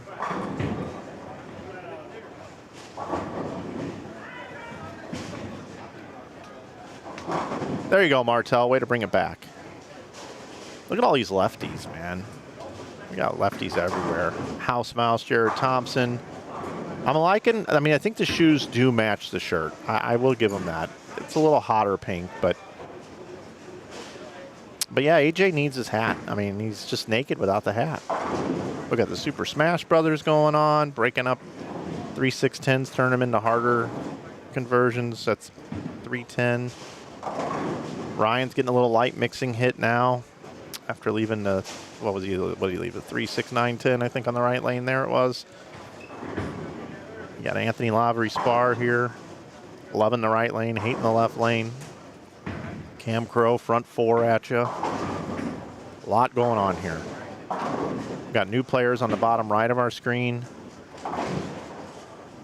You've got Nate Garcia down there live streaming to his YouTube audience with a camera right in the way. Then he comes and apologizes to me every time he does it.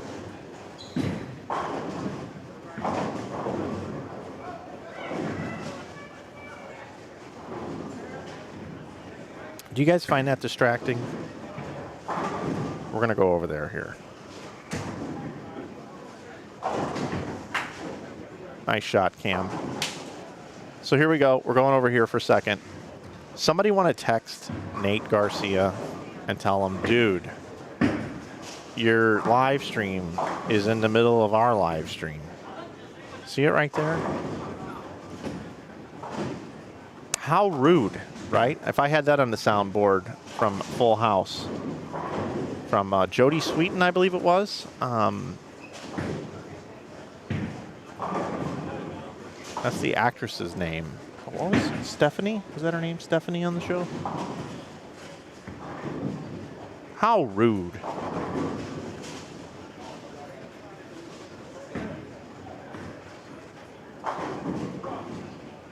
But we've got, let's see. So yeah, you got Garcia and Shrashnik. They're bowling with Marcella and Rudy Kazamikis, who I'm rooting for to win the tournament. You got Michael Dang and Christian Gunter and Tyrone Stevens and Julian Brown over to the right there. Rudy Revs, Rudy Kazamikis.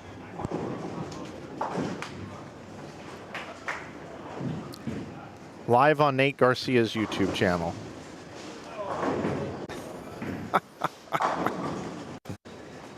I got the cameras elevated pretty high. Nate Garcia is just a very tall dude.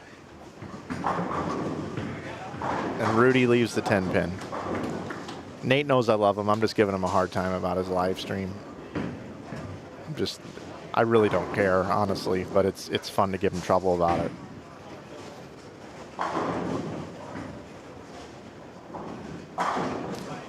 John Marsala, bottom right of your screen. I got out of there, but one of the best barbecue guys I've ever known.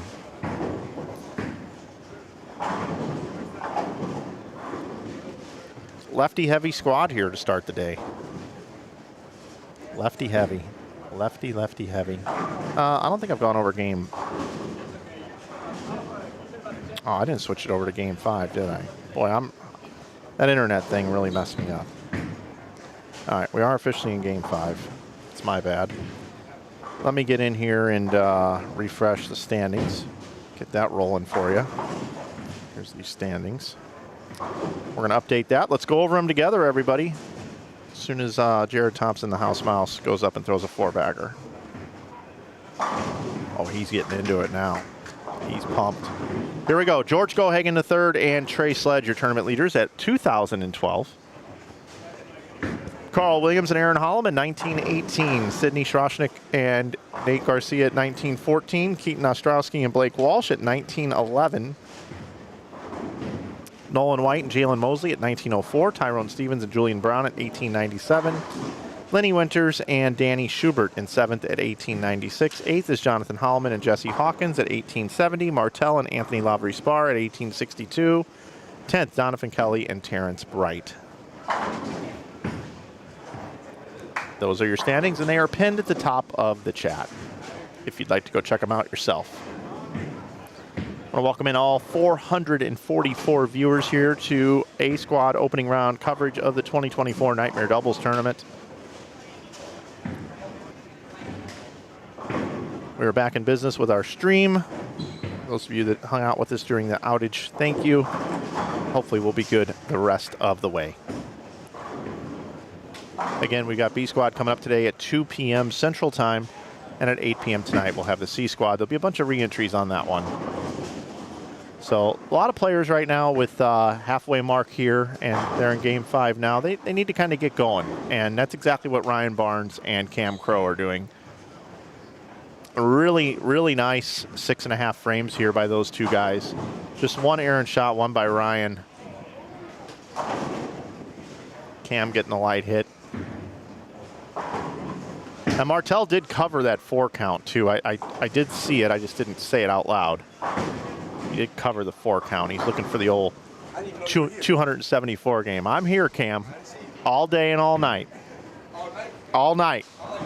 Okay. Cam always tells me he's going to come sit in the booth, but he's not. He never does. Well, I can't say never. He sat in the booth for about 2 games one time. Martell, a little light 7 there.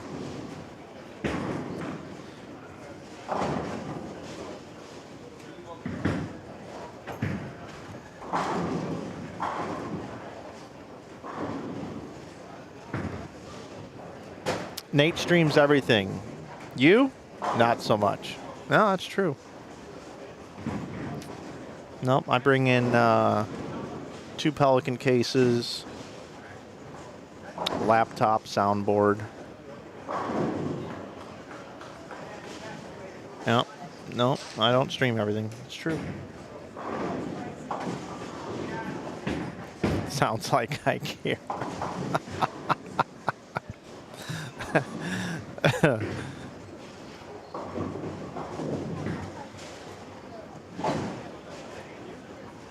You guys are funny.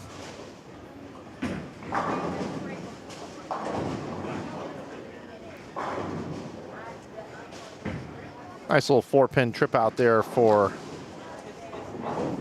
Anthony.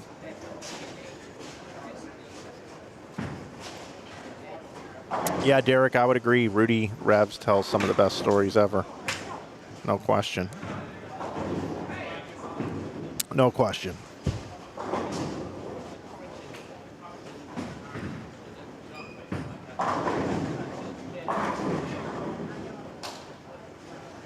Ryan runs him over.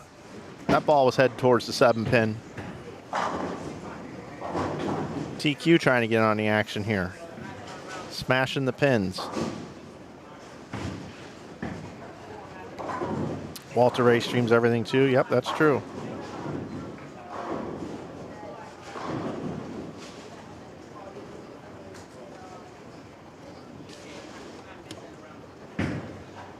Guys, I'm in a good mood today here. I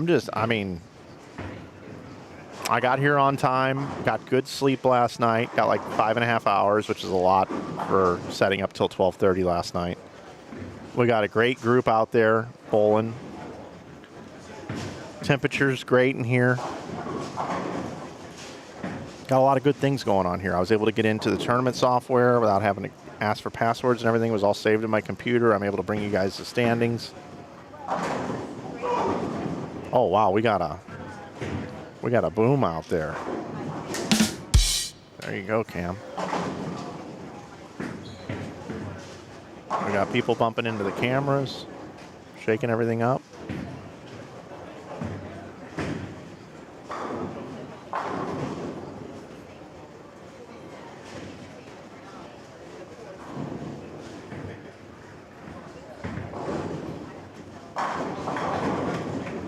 Nice shot from Ryan.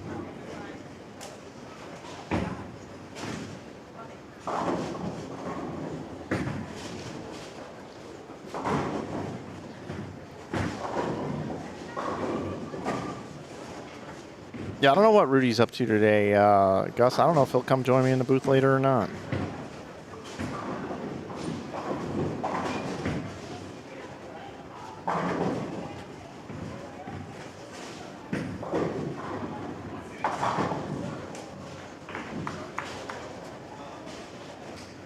Cam looking for the front 9.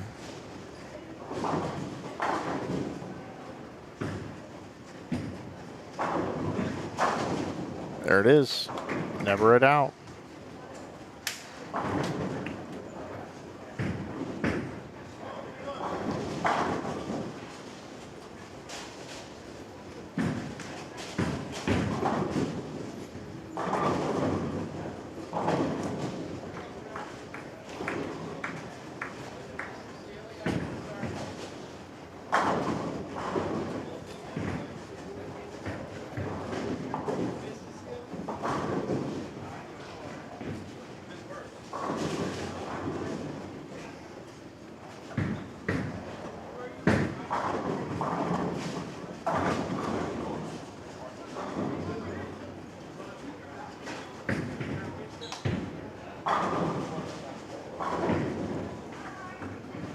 Good games all around here on these two pairs, for the most part.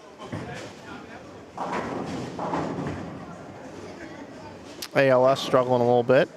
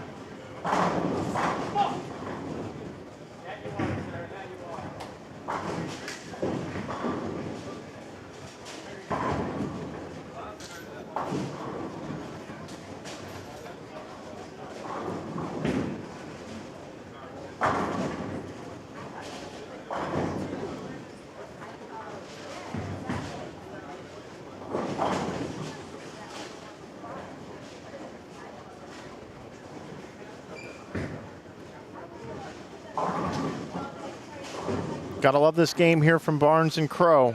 They'll be moving up the standings for sure after this game. They currently find themselves down in 14th at 1799. They have bold games of 507, 471. They had a bad game at 379 and 442. 570 would certainly make up for it here. They can max out at 576.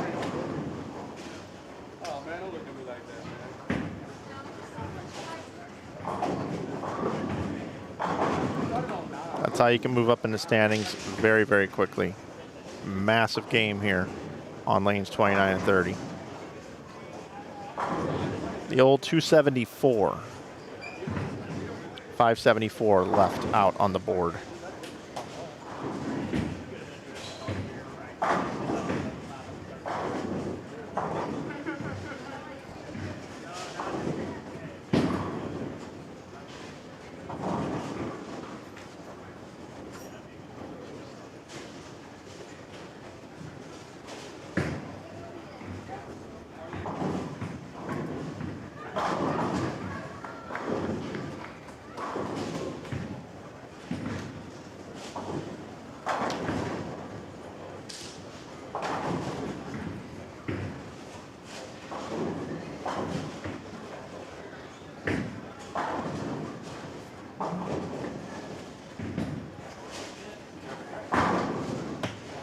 Mr. Perez,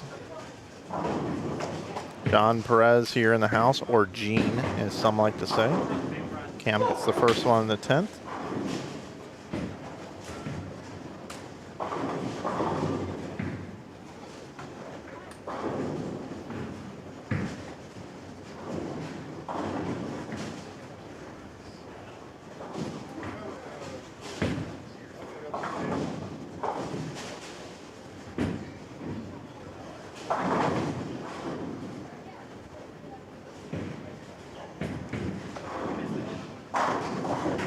There's front 11 for Cam.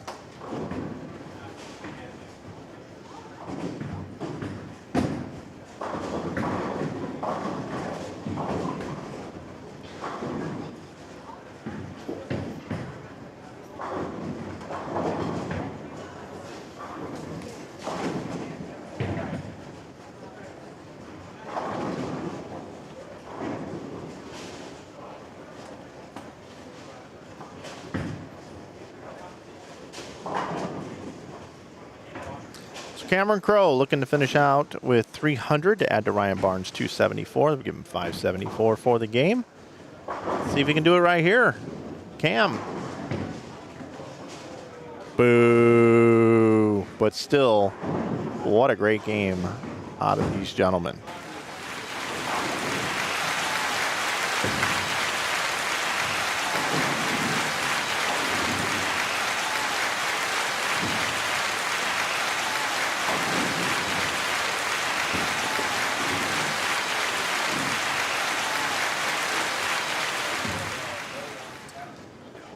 John Marsala, 216. Rudy Revs, best he can do is 214. Looks like Nate can finish out with 245. Sydney had 224.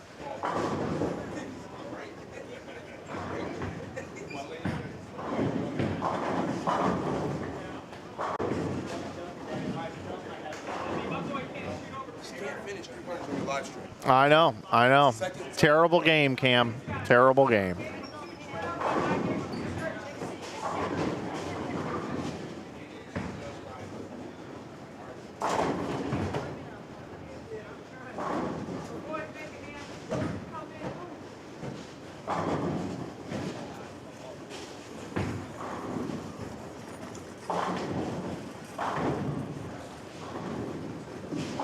Julian Brown to bowl 188.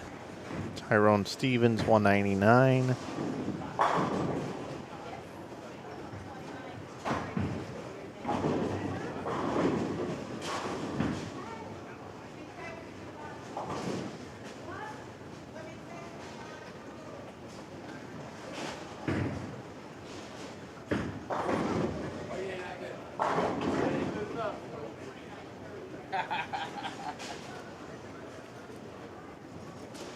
Excuse me, Tyrone Stevens can bowl 224. Make sure I get this right. Sorry, I was looking at the wrong names. Julian Brown can finish with 227. Michael Dang can finish with 199, and it's Christian Gunther can finish with 188.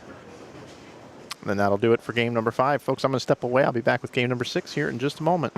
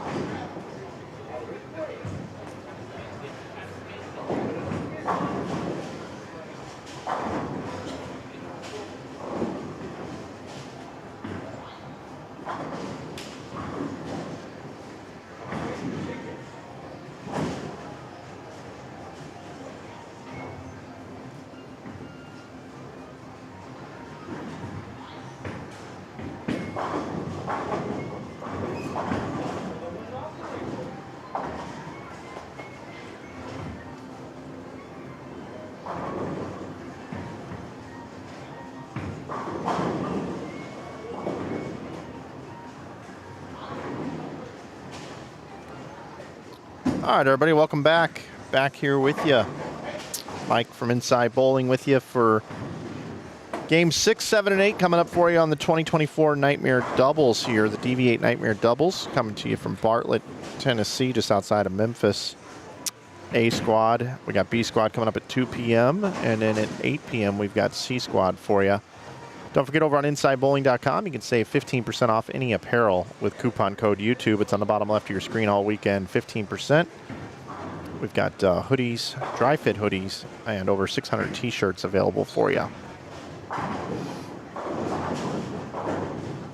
I've got standings linked at the top of our chat room.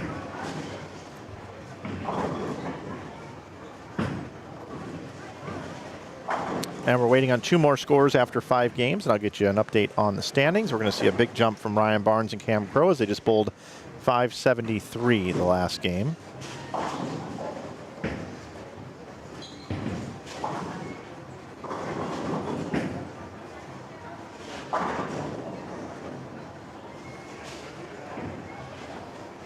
And it looks like we've got Chris Hankins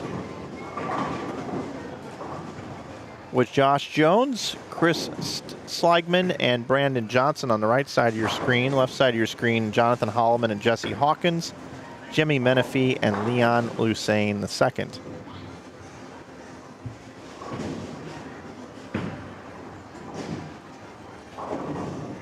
We'll move them to the bottom right of your screen. You got Rudy Kazamikis bowling with John Marsala.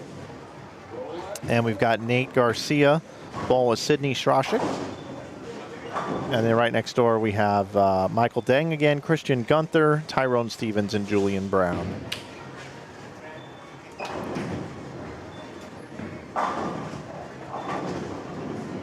Good shot there by Nate. Again, if you guys want to subscribe to Nate's YouTube channel, check him out. Nate and Elise, I believe it is on YouTube. Make sure you give them some love and some support. He's streaming like every weekend.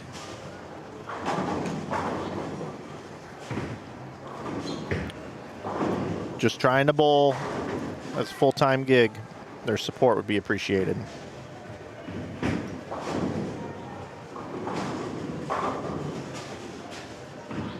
Do we know, I'm going to catch up on the chat now. Do we know why AJ's not wearing a hat? AJ just, he says it's in the bag. Let's see.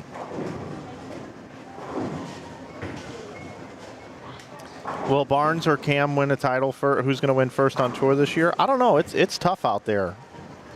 I think they still need to continue to go up the stair progression. You know, Barnes made a show last year, so now he probably needs to bowl for a title.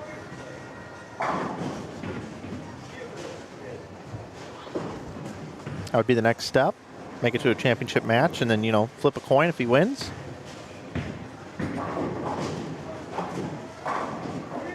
Is Dimitri Cruz bowling later today? I have not looked ahead at the other squads yet. Gus saying that sports betting's coming soon to the casinos in Missouri. Yeah, well, we'll see. It's on the docket for November. We'll see if it's going to actually happen. It's been blocked for quite a while. It's one of the last states left.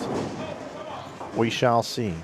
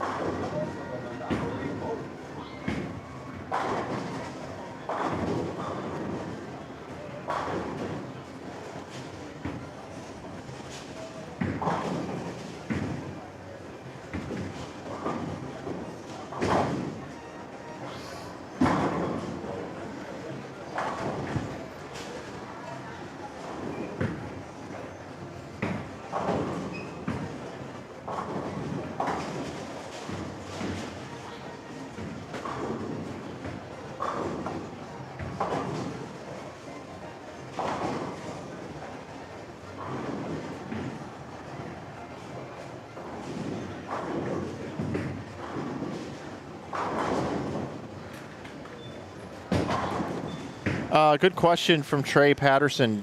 Jared Thompson and Kyle Troop didn't run it back again this year. Kyle's other half, Bree, had a surgery this week, and Kyle is at home being a good dude instead of out bowling. So that's why he's not here. Speedy recovery on whatever that surgery was. I didn't ask any follow-up questions.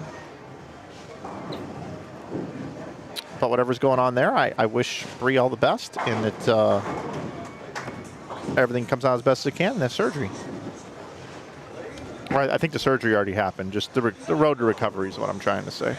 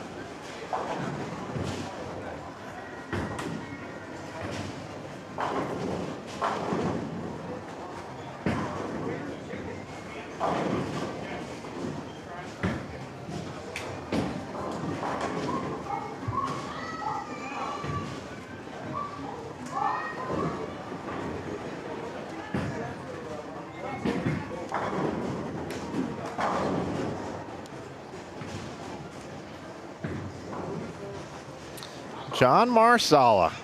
I was talking him up. Now he's got the front 7.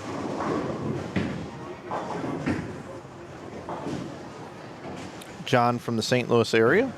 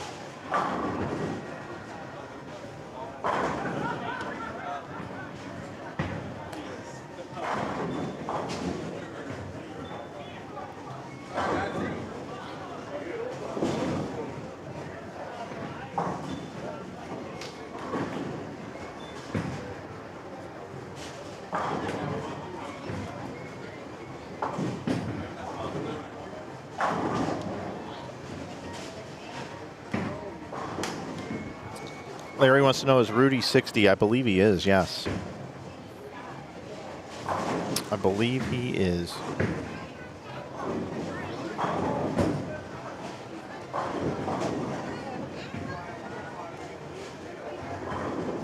Haven't gone over the standings yet. Let's see if John gets this one here in the 8th. And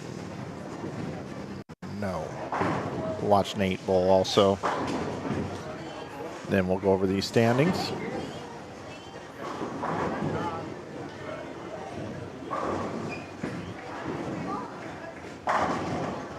Nice shot by Nate. Here we go. There's your standings. Go Hagen and Sledge. Look at this. 25-22. They are lapping everybody. Lenny Winters and Danny Schubert in second at 23-92. Sidney Schroschnick and Nate Garcia in third at 23-83. Keaton Ostrowski and Blake Walsh at 23-78. Ryan Barnes, Cam Crow, big move there with 573. 23-72. Carl Williams, Aaron Holloman at 23-65. Nolan White and Jalen Mosley at 23-61. Tyrone Stevens and Julian Brown at 23-38. Michael Martell, Anthony Lavery Spar at 23-06. 28 teams on the squad. And there you have it. I have that pinned in the chat if you want to check out more.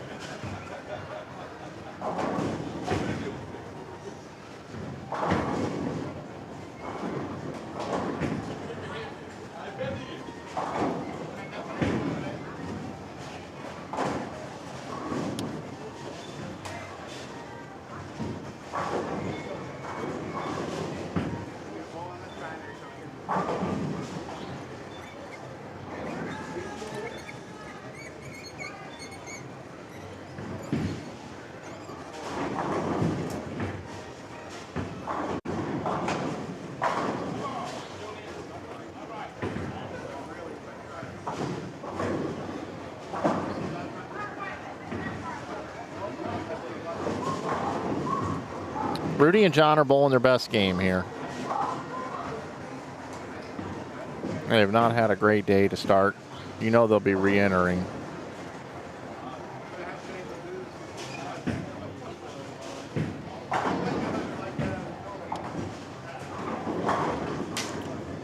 A lot of re-entries will be coming up on C Squad here tonight.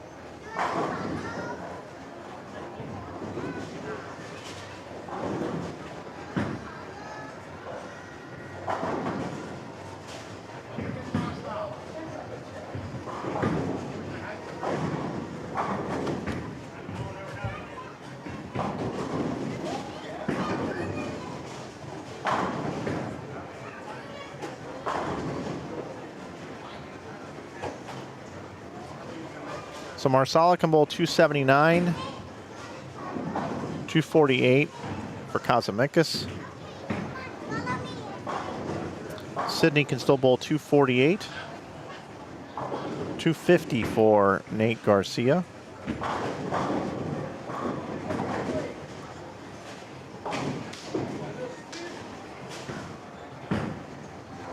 Michael Dang looks like can still bowl 177. And Christian Gunther can bowl 248. And then we've got Tyrone and Julian still bowl 244 and 280. Julian with 280 left.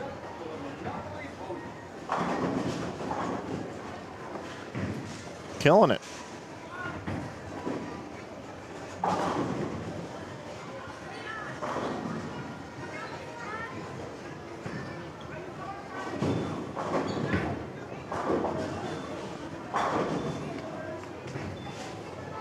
Team technology here on 28.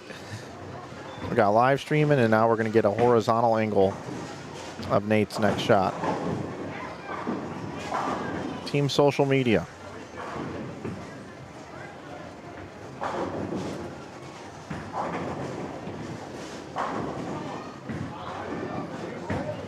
Nope, maybe, nope, there he is. He's going to record it.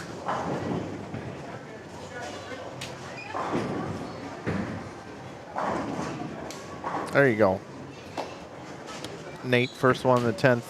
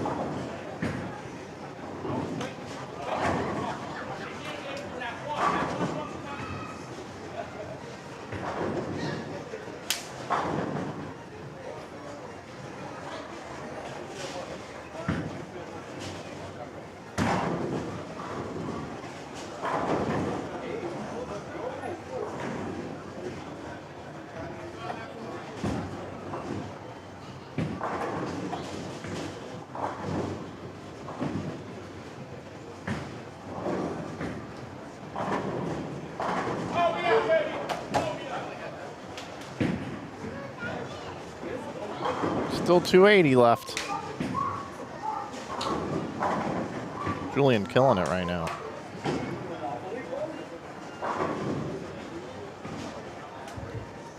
Nice bounce back game there by John and Rudy. They're in a tough spot right now, though. They're 21-33. They've only bowled 431, 407, 458, 408, and 429. So, of course, a great game, 526. They're going to need a couple more 500s here. They're not going to have to re-bowl.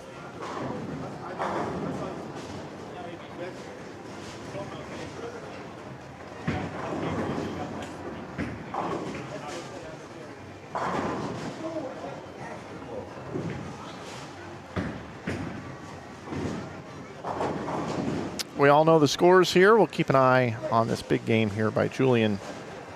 But I am going to invert and take a look and see how things are going over here.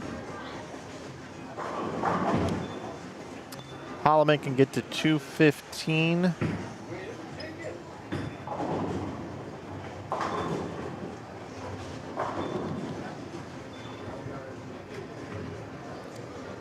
Jimmy Menifee, 236.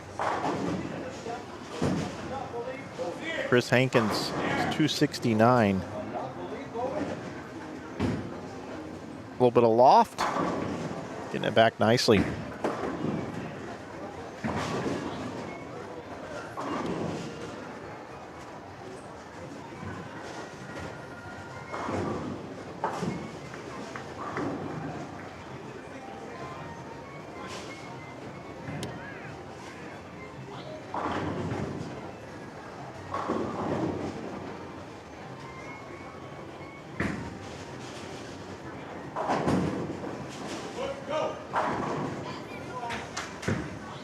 Tyrone Stevens doubles in the 10th, trying to get to 214. Bottom right of your screen.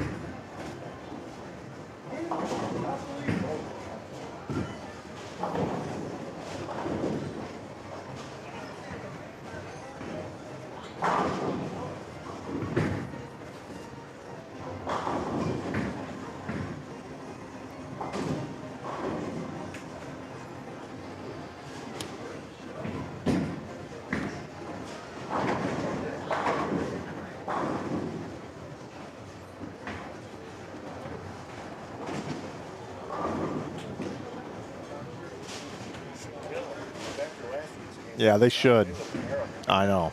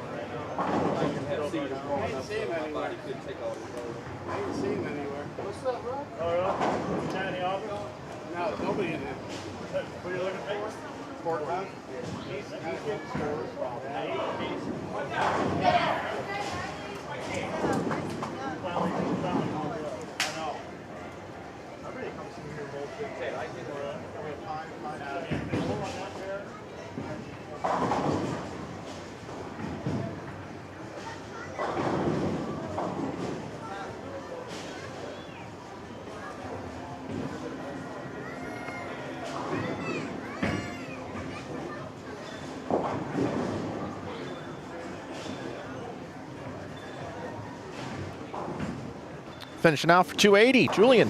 Oh, 279. Great game, great game. Awesome bowling. Attention bowlers, we're about to do the 50-50 drawing. 50-50 drawing, I missed that. The drawing is for $125. 2 games to go, everybody.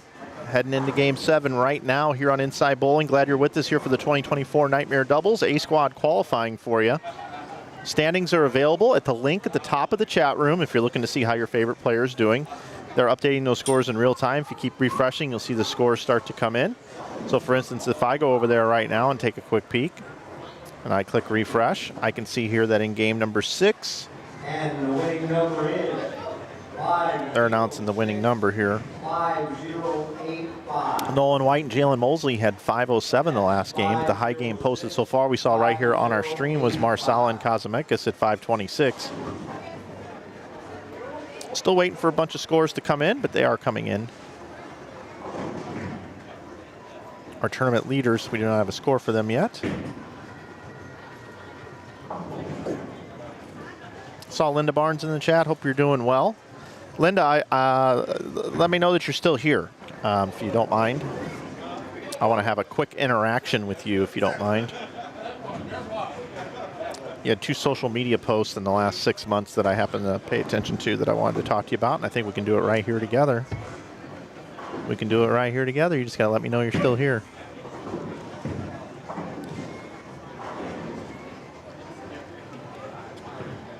No bowling here, so I'll move over here. Why not, right?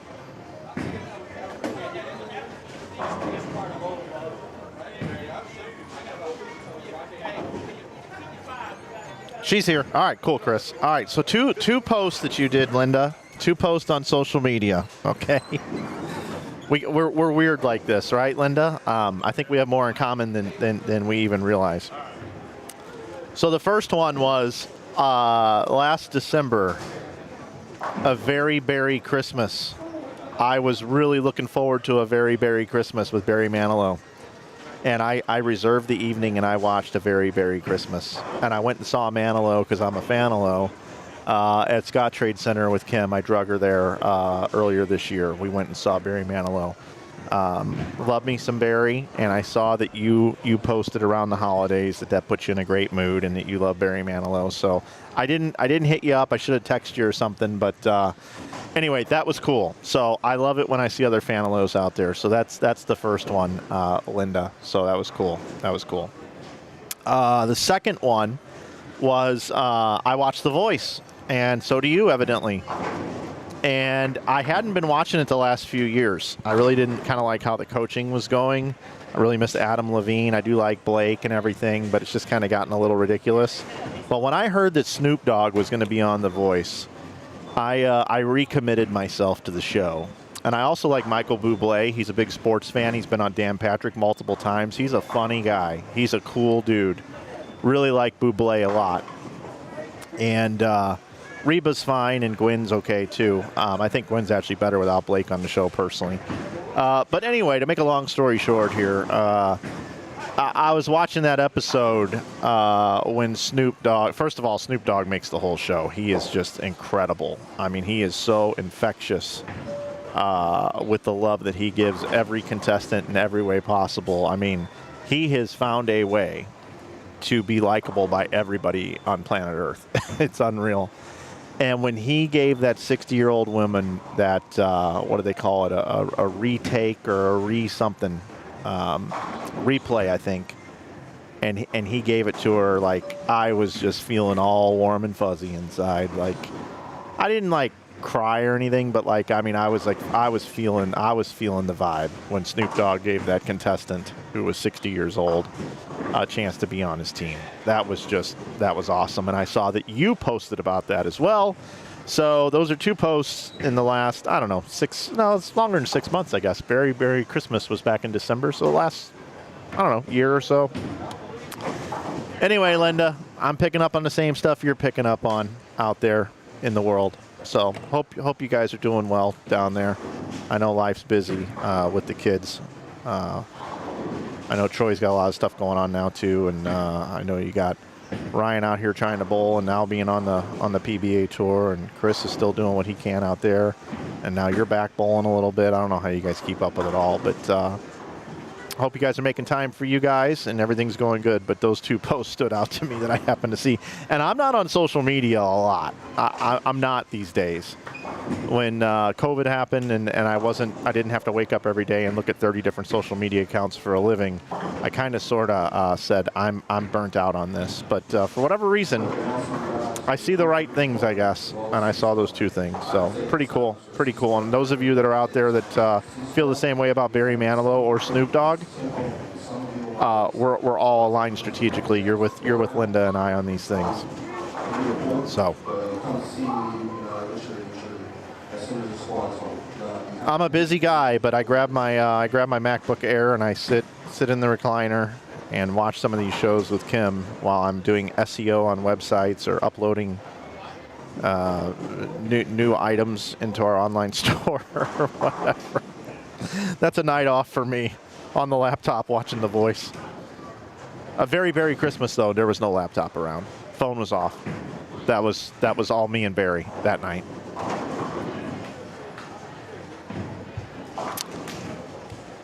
So, folks, we've got everybody moving through here. Still got Nate Garcia. He's got spare, but Sydney's got a triple to start. Marsala and Rudy here are perfect through 2 frames. And we'll check in on the players on the bottom right side of your screen, too, as well. But we'll hang out here for just a little bit. Hey, what's up, Zach? Zach Wilkins in the house, our thumbnail guy. Which, by the way, here are our upcoming squad times, and there is Zach. He's not wearing pink, though. By the way, remember, October is Breast Cancer Awareness Month. That's why we went with pink this year on the Nightmare Doubles, to be honest with you. We try to switch up the colors each year so people can find it on YouTube, and this year we thought, you know what, pink's just appropriate.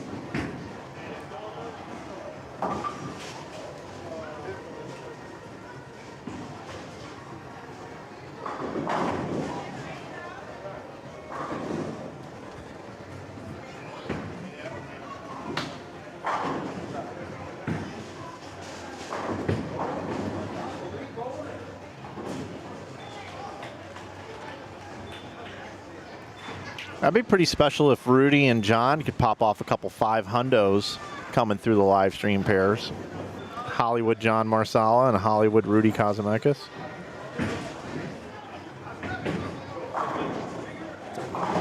Rudy came by, and I've told this story a couple times on the stream, so if you've been here and you're a religious watcher, this is going to sound so repetitive.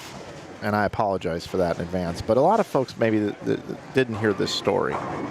So I have followed Rudy's career since, I've been a tyke since I've been 12, 13 years old, right? I'm the guy that used to be on the internet. Nice messenger, by the way, over there on 27. But I'm the guy on the internet that would always go to highroller.com and mini eliminators. And back before you could watch any of this online, it was just you were waiting for them to post the updates maybe a day or two later of who won the red hot challenge sweeper to make it into these things, and then it would be on television on Prime Sports Network or something like that, or whatever.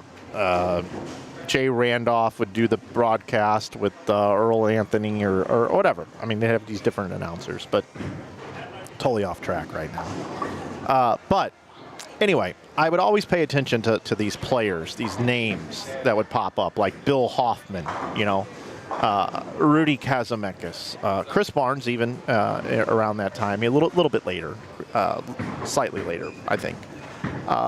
Pat Healy, Mike Newman, all these different names would pop up, and I just would see them over and over again. Dave Gwindon, just so many names. And then, as I've gotten into this thing and I became a teenager and I still paid attention to names and I was competing and everything. Well, here I am at age 45 all these years later. And I've never, Rudy Kazimekis took a period of time of bowling off where he didn't bowl. But there's so many great stories about Rudy Revs, not only just for powerful of a strike ball that he had and how he could just be stone cold bowling for $100 grand with all his action in the back. and the nerves just never really got to him. Ice in his veins, right? I never had an interaction with Rudy Kazimekis. Like we just never crossed paths. Like it just like two ships passing in the night, right, Linda? And we say it'll be all right, I guess. But anyway, so I'm covering the PBA 50 this year for Bowl TV. I worked a couple of events. And Rudy was out there bowling. After he took like a 10-year break and then came out as like a rookie at 60 years old on the PBA 50 tour. And I never, when I've been around 15 years or so professional bowling, and it's kind of weird for me to go up to a legend of the game and introduce myself. I had to do it with Robert Smith also this year. Because they know me from listening to me, but I haven't had that interaction. So Rudy, I walked up to him and I said, hey, Rudy, I'm Mike Flanagan. He's like, hey, I know who you are, and I'm like, hey, man, it's great to cover you. I've never met you in person. Nice to meet you. We have a lot of the same friends, obviously, and I've just heard so many great stories about you. I look forward to sometime being able to hear some of those stories. And he's like, yeah, that's great. And then a couple games later, I was covering him, and he was throwing, I think, urethane, and then he went to this radical ball called a max bias, which really just kind of hooks at your toes and rolls. I mean, this thing is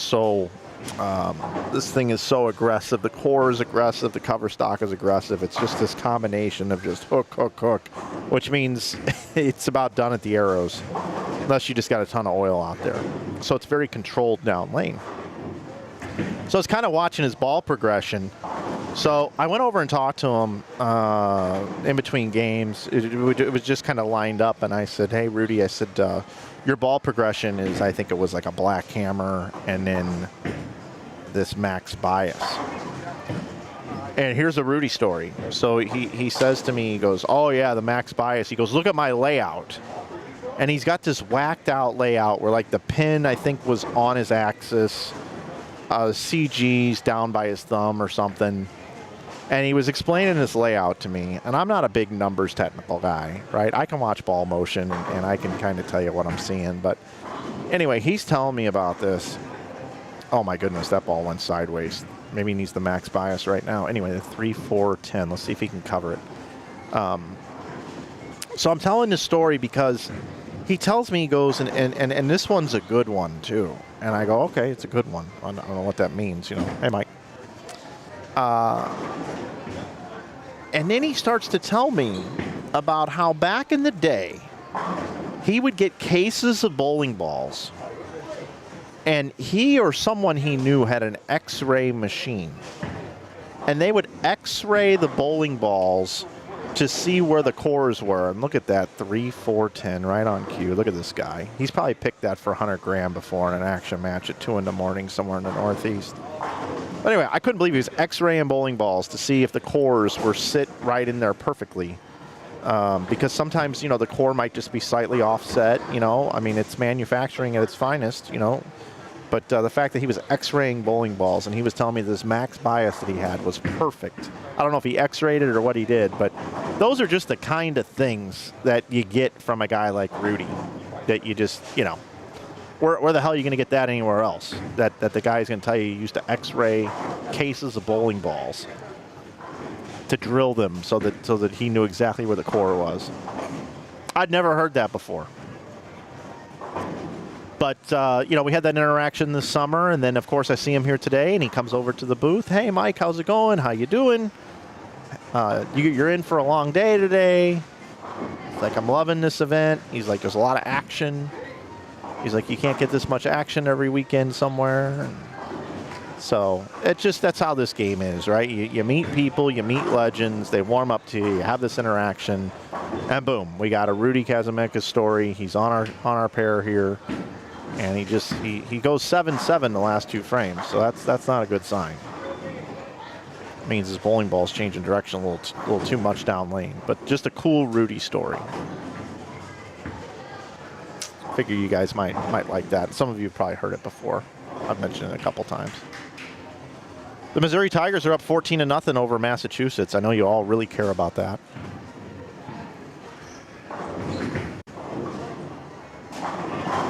There, oh, look at that 9-pin. Goodness gracious. Great Balls of Fire, which was they used on ABC television as a promo for the Professional Bowlers Tour. Okay, here we go. Let's move over here, and we'll take a look and see who we have here on these pairs. Looks like we've got a bid for Perfecto here. So Jimmy Menifee. Jimmy.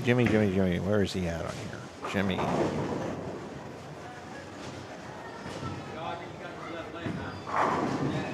Bowling with Leon Lusain II. So Leon here has got the front 7. They're bowling with Jonathan Holloman and Jesse Hawkins. And over to your left, you got Corey Richardson and Eugene Beeks with Danny Schubert and Lenny Winters. Come on, Leon. Let's make it the front 8 right here. You got the front 7. We haven't been bothering you at all. You've got an Ion Max in your hand, it looks like to me. And now you're like, okay, all right, all eyes are on me. Let's do this. Let's get the front 8. Let's get the front 8 right here. There you go. Thought the 4-pin might have bit you there for a second, but it didn't. If you're wondering about the oil pattern, they're bowling on a modified house shot. It's a 15-to-1 ratio. It's basically dead easy.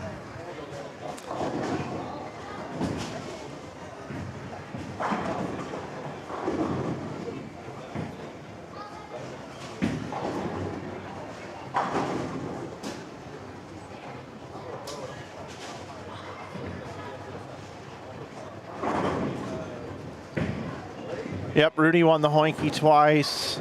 Rudy's done it all.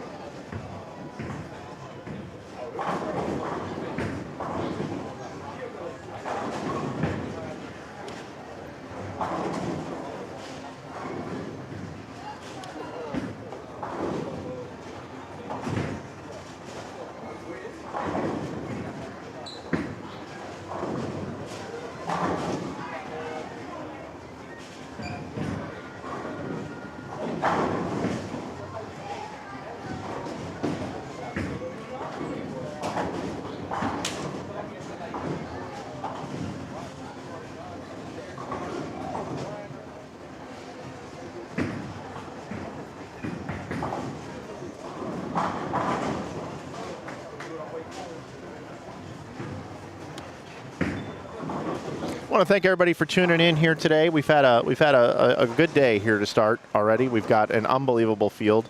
I want to thank Quis Chisholm and his entire staff, Shauna and Brian and the folks at Bowl 101 as well, for all the work that they're doing to put this event on here at Bowlero Bartlett here just outside of Memphis.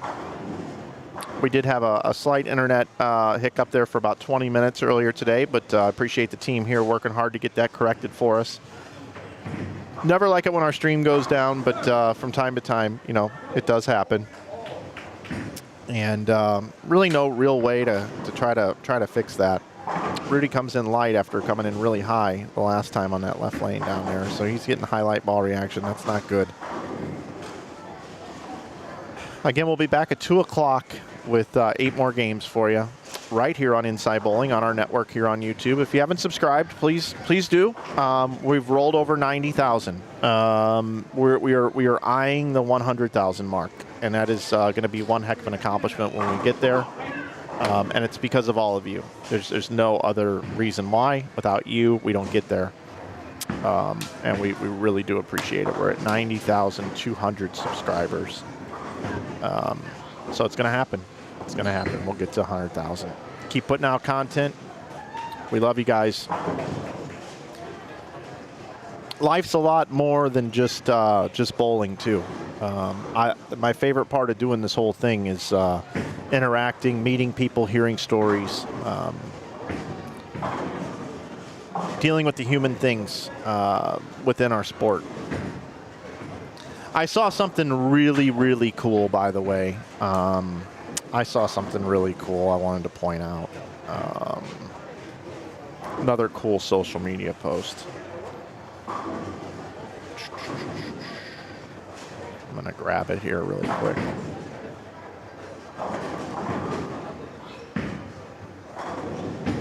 To those of you that don't know, Tom Hess and I have become pretty good friends over the years.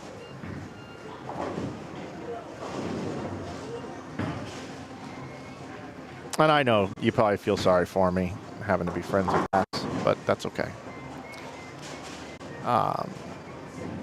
He and Sue went to Chiefs game Monday night. Tom is a huge Kansas City Chiefs fan. And Tom tries to do the best job he can with his schedule, with making sure that he gets home to see the fam and everything else. And I thought this was pretty cool. We've got a big game going on here. Big game going on here. How about that? That might be celebration of the year right there. I love that. That was Dancing of the Stars material right there. I'll quickly get through this story because the real story is on our screen. But they went to the Chiefs game, and the NFL is doing the crucial catch for intercepting cancer, and I just thought this was really cool. I cheer for Lenny Boris Jr. That's awesome to those guys. I saw that post. I thought that was really cool. Lenny dealing with his cancer fight, and it's always cool to see that. That's what our community is all about right there.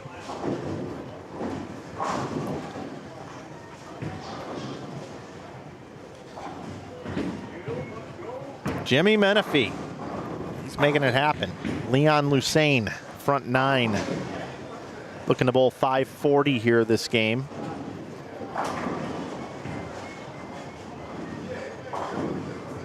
Just a little 540. Where are these guys at? They were in 17th at 21.98. They bowled 447, 406, 446, 437, 462 today. So it's not like they've been bowling bad, right? Like, it's not awful. 220 a man, 2-0 a man, 220 a man, 210 a man, 230 a man. But now they're looking to go 270 a man here this game. Whoa, little 710 falling out there. How about that? How about that? I think as the kids say, or as Tom Brady says, let's go, right? That's how it goes.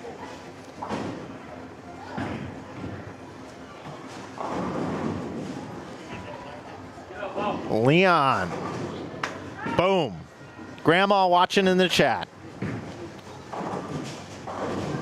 Love it.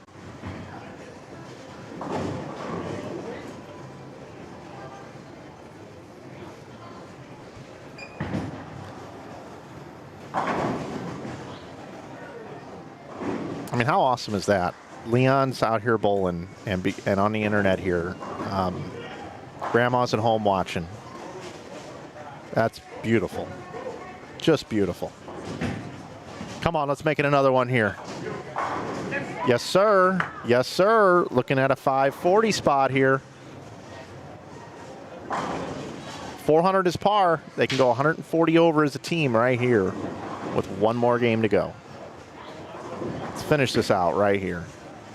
Do what Cam Crow did not do earlier. Let's fill it up. Let's get a 3 in front of both the other numbers. Let's get it right here. Leon Lusane the second.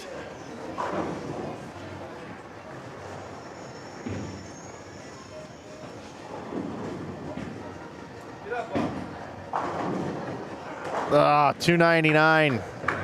Second 299 we've seen here on the stream here today. Might have missed it a little bit at the bottom, but awesome game. Awesome game. Good job, guys. Good job out there.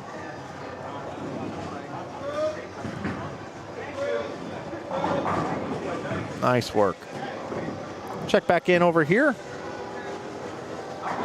I didn't mention this either, as we're going to get ready to say goodbye to Marsala and Rudy Revs, as they're going to move down to the low end, make the flip here. But they actually decided to match shirts. Like, they actually had to coordinate here. They've got the same shirts. They had to have them designed for this event. I don't know if they've got 2 sets of them, like for tomorrow too. I don't know what they did here, but that's some confidence if they did get 2 different sets of matching jerseys. 245 for John.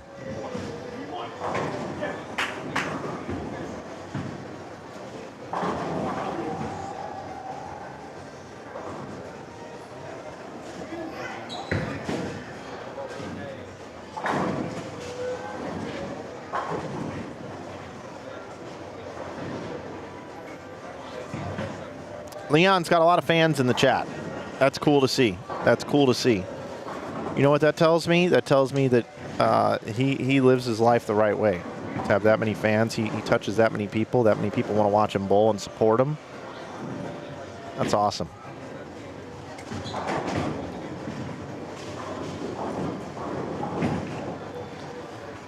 If I go over to the Facebook page for this event,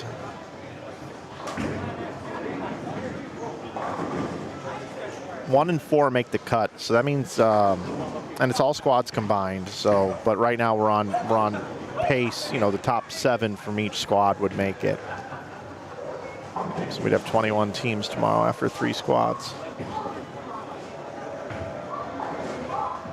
By the way, the game room's right behind me. I actually unplugged the fishing machine right behind me, but you might hear a lot of activity in the background throughout this weekend, and I can't help it. There's nothing I can do about it. Rudy's going to be in the 190s here, and that was after opening with a triple. That's a rough game there. And he just had that highlight ball reaction the whole game. After he had the front 3, it just kind of went away. Nate. Oh yeah. Still bowl 236. This is a quietly nice game here for he and Sydney.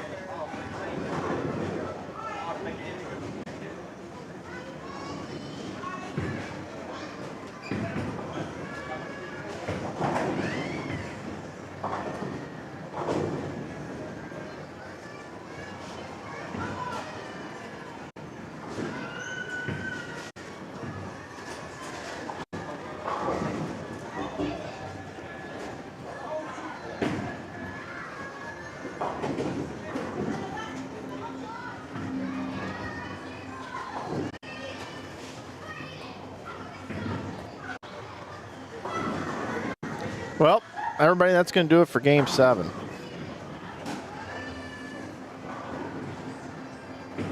We're going to head into Game 8. It's going to be an opportunity to stretch my legs. I am going to get up for a second, talk to Quis for a minute, figure out some things for the rest of the day.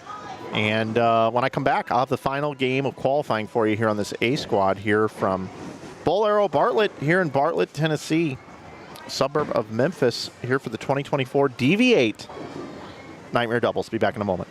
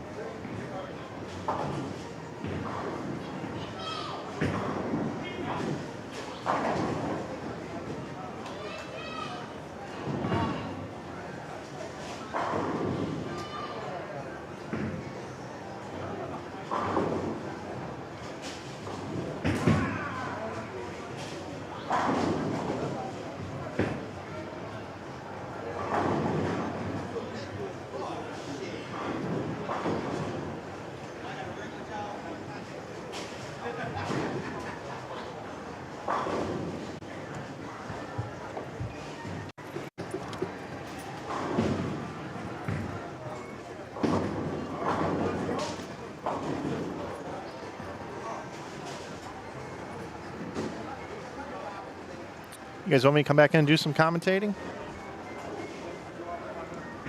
Sure, no problem. All right, cool. I'm here. And as soon as I come back, a string of strikes ends.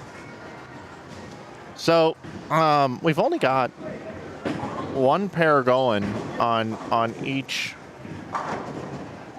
double wides that we have on our screen here. So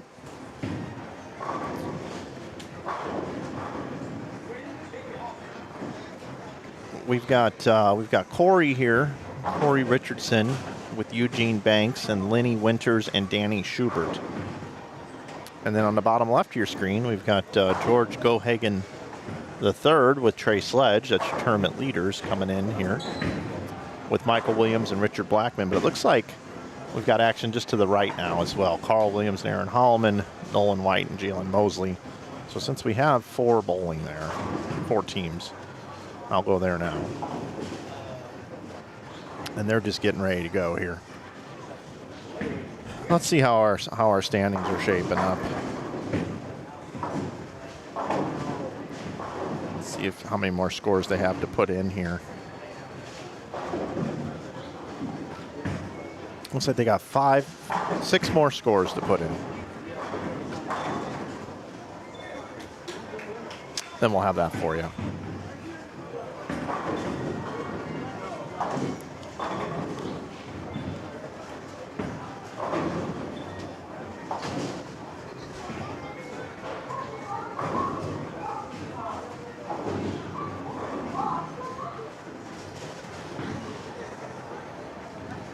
Am I missing something here with the scoreboards?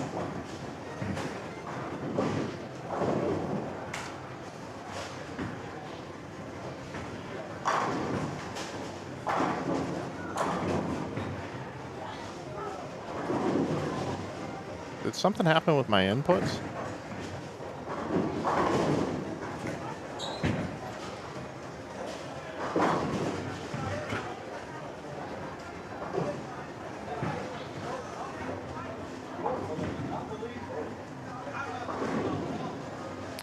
That's super bizarre.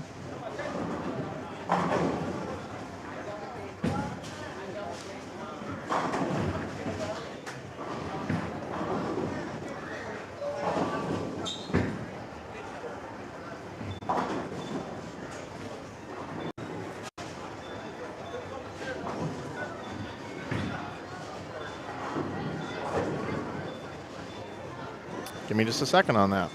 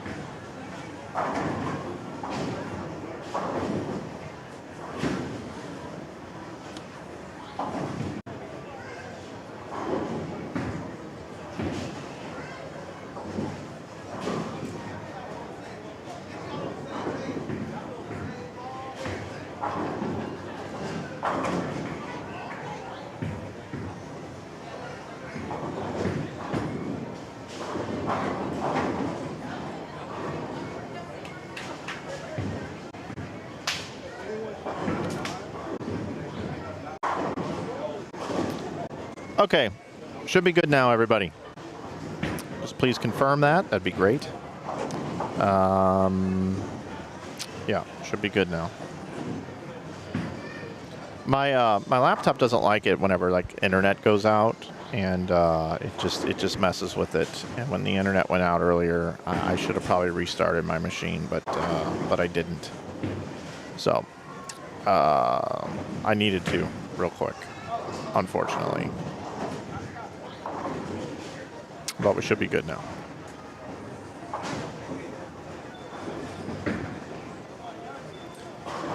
So I have standings after 7, everybody. George Gohagen III and Trey Sledge, even with a 395 game in there in game 6, are at 34.04. Sidney Schroschnick and Nate Garcia are in second at 33.75. Ryan Barnes and Cam Crow, 3 really good games in a row here. 573, 489, and 493 are at 33.54. Keaton Ostrowski and Blake Walsh are at 33.46. Nolan White and Jalen Mosley are in 5th at 33.17. Tim Hardigan and Lucas Hardigan at 32.80. Just had 513. That's a big game. Then we've got in 7th Tyrone Stevens and Julian Brown at 32.62. They both 493 in front of us. And we take 1 and 4, so right now that would be the cut line. Lenny Winters and Danny Schubert, 32.53. 9th is Sean Lavery and Michael Hallman at 32.44. AJ Rice, Jared Thompson, 10th at 32.19. And you can see how everybody else is faring. There is a re-entry squad tonight, C Squad, later on at 8 p.m., where we will see some of those better teams probably re-enter at that point in time. But we've got George Gohagen III here with the front 5. And we've got 280 working over on the right side of your screen as well. And we also have some folks that are just about done here with Game 8. And I do want to go over there after George throws this shot.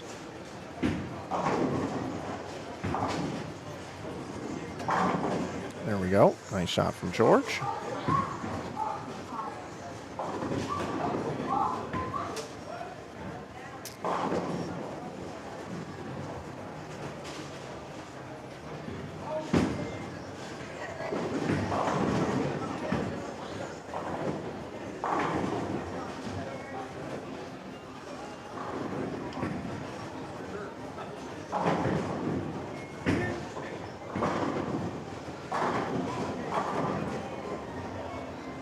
Got Lenny Winters here. Possible 279.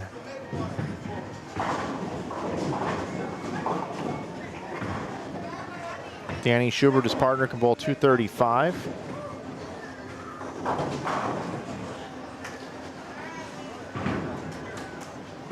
They were in 8th at 32.53. So this game here might help them get into the cut when everything's all said and done. Like this big last game here, this big last finish could be the difference for these guys.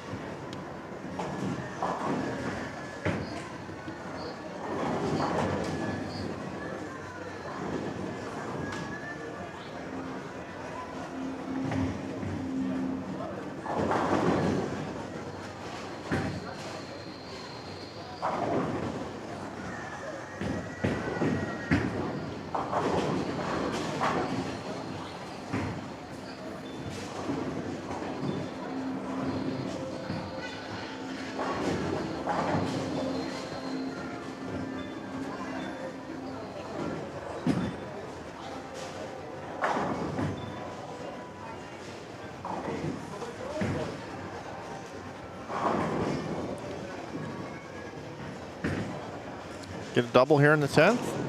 Oh, little light. Still a good game. 224 gives them 503. That could bode very well for those guys. So good luck to them. Hopefully they can sneak in with this big last game. Head back over here. GG3 now, as you saw, has the front 7. And they've been the class of the field here. Trey and George, 3404. They bowled 492, 500, 475, 545, 510, 395, and then 487. Just the one hiccup game. And that can happen. You catch a pair and you just see it kind of weird, and very, very possible for that to happen.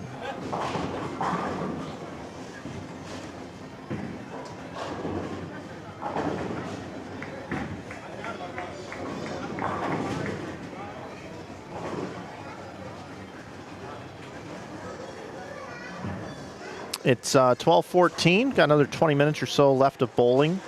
And in about an hour and a half break, be back at 2 o'clock with you for B Squad coming up later today. If I go and look at the afternoon roster, later on today, I'm going to look for some notable names here. Let's see.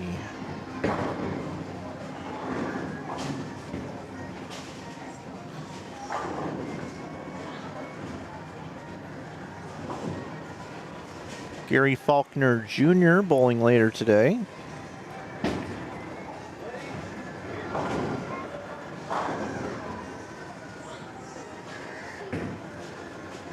Brad Miller's bowling with John Perez. Eric Jones and Zach Wilkins bowling together. Corbin and Dino bowling together. They've done well in doubles tournaments over the years. Anthony Richmond, Adonis Huffman, Kirkendall and Wilson. Aaron Ruiz and Darren Chafin. I'm going to look at the 7 p.m. squad. Well, actually, it's 8 o'clock. It says 8 on the flyer, but 7 on the website. I wonder if they're starting at 7. I'm going to have to ask. Kind of bizarre.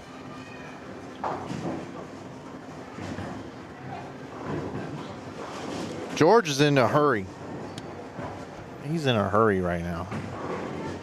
Bowl this 3 bills and get out of here. He's bowling so good.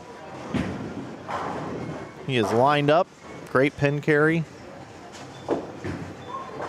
Trey also, though. Looks good.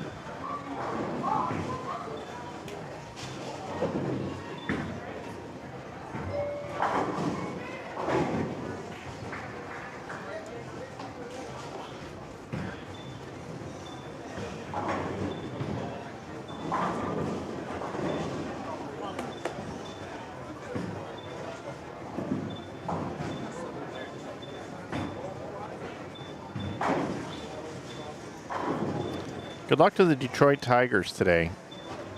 What a story that's been. They're red hot in baseball. They're in a Game 5 must-win to move on situation here today.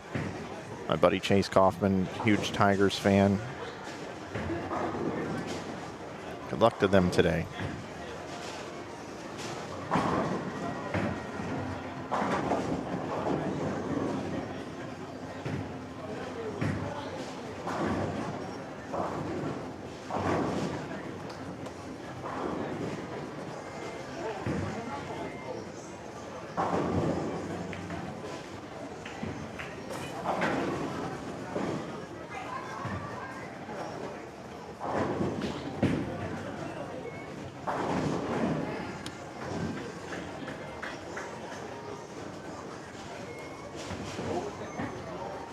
I saw Brad Brooks just a little while ago from the Brooks Agency. I want to appreciate his sponsorship of this event. Bowl 101, Pro Shop's also a sponsor. The Just Be team. And of course, DV8, our title sponsor. You're looking for a new bowling ball, check out DV8bowling.com. Tonight we bowl. You can pick up all DV8 products on InsideBowling.com. We've got them available. We'll ship them out to you, along with all the other manufacturers out there as well. You can use code YouTube to save 15% off of apparel on our website. And pick up some DV8 hoodies or t-shirts. Got all the ball logos on there, and of course some cool ones there. Nice little celebration there. All right, George, let's get the front 9 here. George Gohagan III. No stranger to our streams. About 15 years of doing this. Messenger does not connect. Another great shot.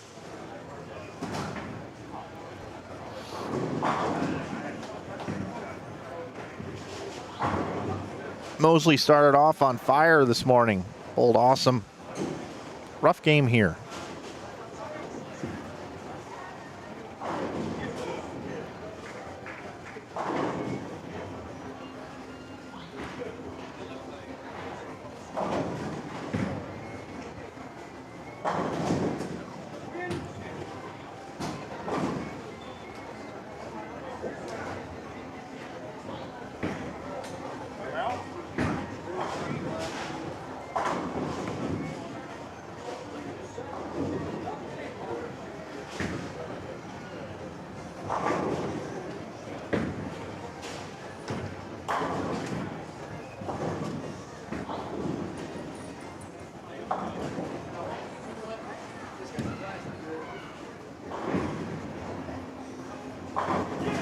Nice shot by Trey. Picking up his partner, George. George is having a great game. He just happened to miss in the 9th. The only time he has not missed.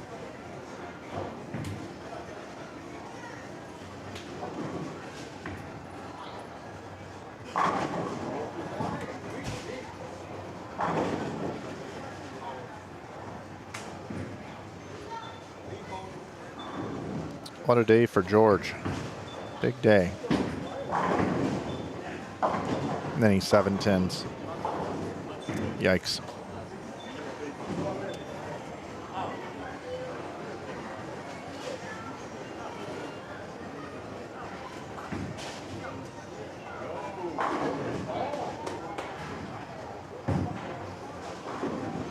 Again, standings can be found at the top of the page in the chat.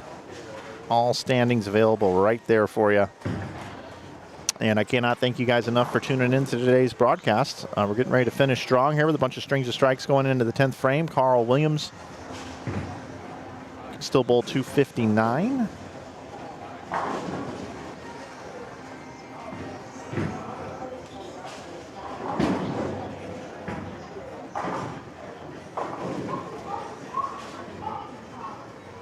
They are currently in 12th right now at 31.66.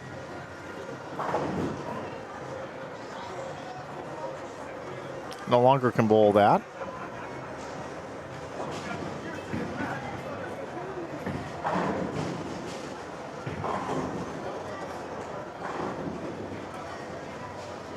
Nolan White and Jalen Mosley currently in 5th, 33-17.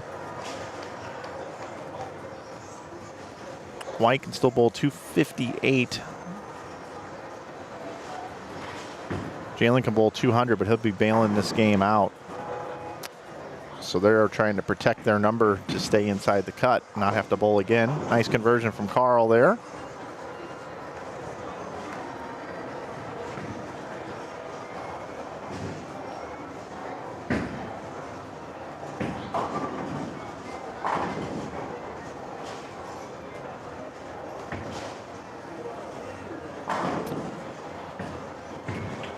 Trey gets the first one to 10th, looking to finish things out for he and George, your tournament leaders. They can still bowl 477 this game.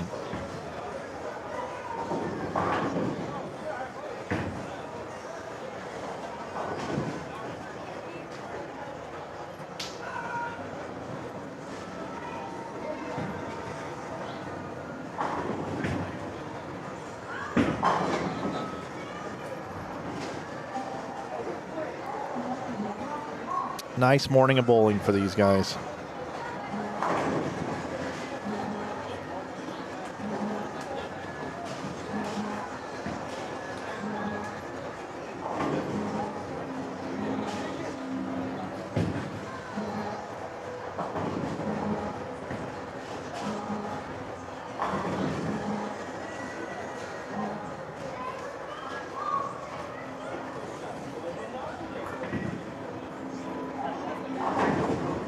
Nice shot from Jalen.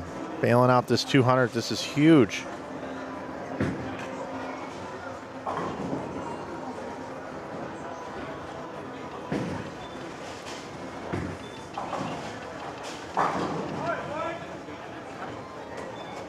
Nice day of bowling for Trey and George. Great bowling today for those guys. They should be your leaders. Had that one not so great game, 395, but they had 3 games over 500 today combined.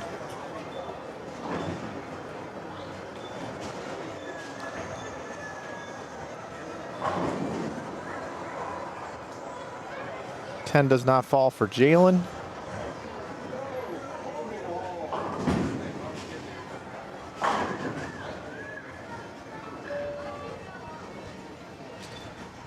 And again, everybody, our coverage will resume coming up today at 2 p.m. Central Time here on Inside Bowling, right here on YouTube, the only place you can get the 2024 Nightmare Doubles.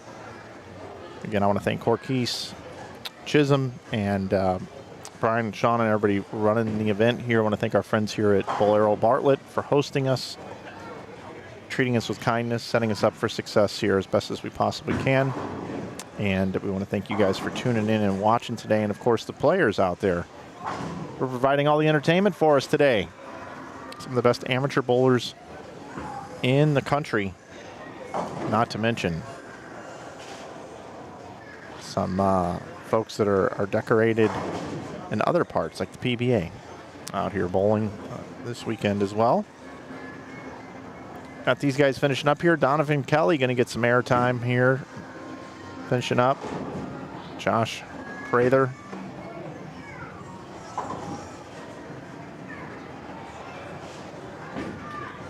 A little backup ball here. Standings are available at the top of your chat window. And it's all squads combined for the cut, which is 1 and 4. 1 and 4 will make the cut. So we have 28 teams on this squad here. We will cut down to all squads combined.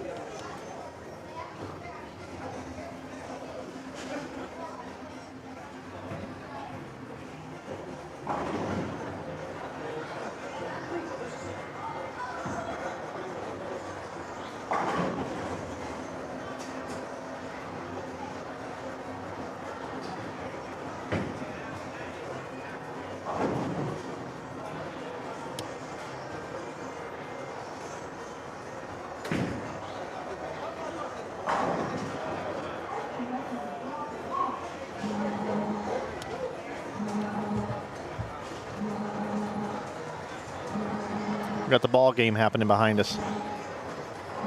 Bum, bum, bum, bum, bum. Bum, bum, bum, bum, bum. Bum, bum, bum, bum, bum. Located right here by the game room.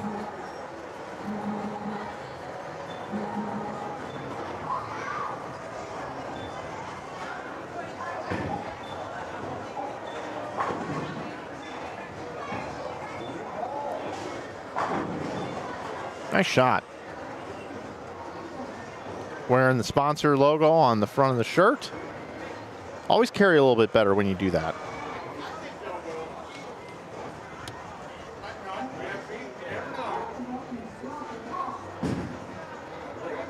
I do have this highlight from earlier today, Tim Hardigan picking the 710. When our internet went down, I played it, but I didn't realize the internet had gone down. But it's right here on this pair earlier today. Look at that 710 conversion. It was in the picture-in-picture side of things, so that's why it looks a little weird.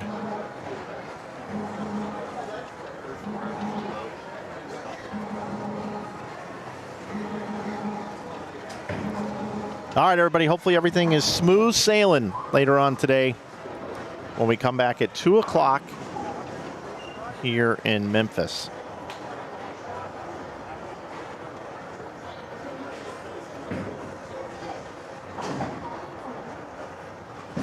Who's your pick to win? We will see. A lot of heavy hitters here this morning.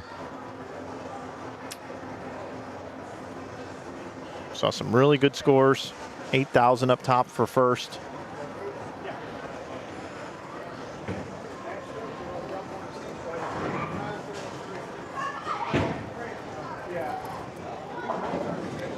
I'm ready. You're ready.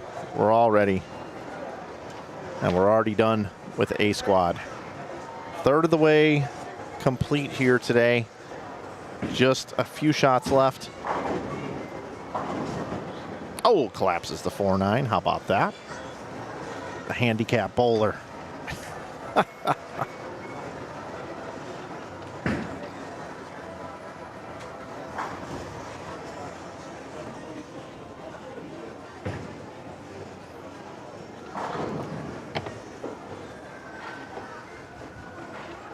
Make sure you stay tuned to that link I have pinned at the top of the chat. Make sure you get that into your browser so you can keep up with the scores all day long.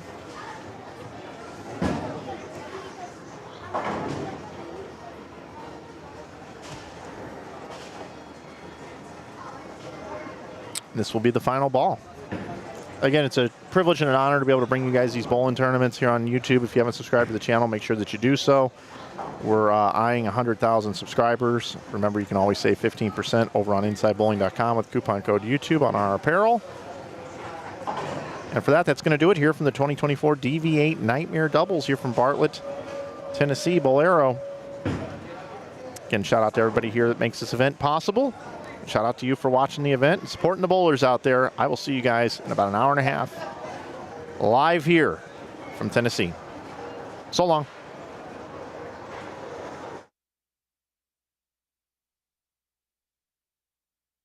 Let's do it.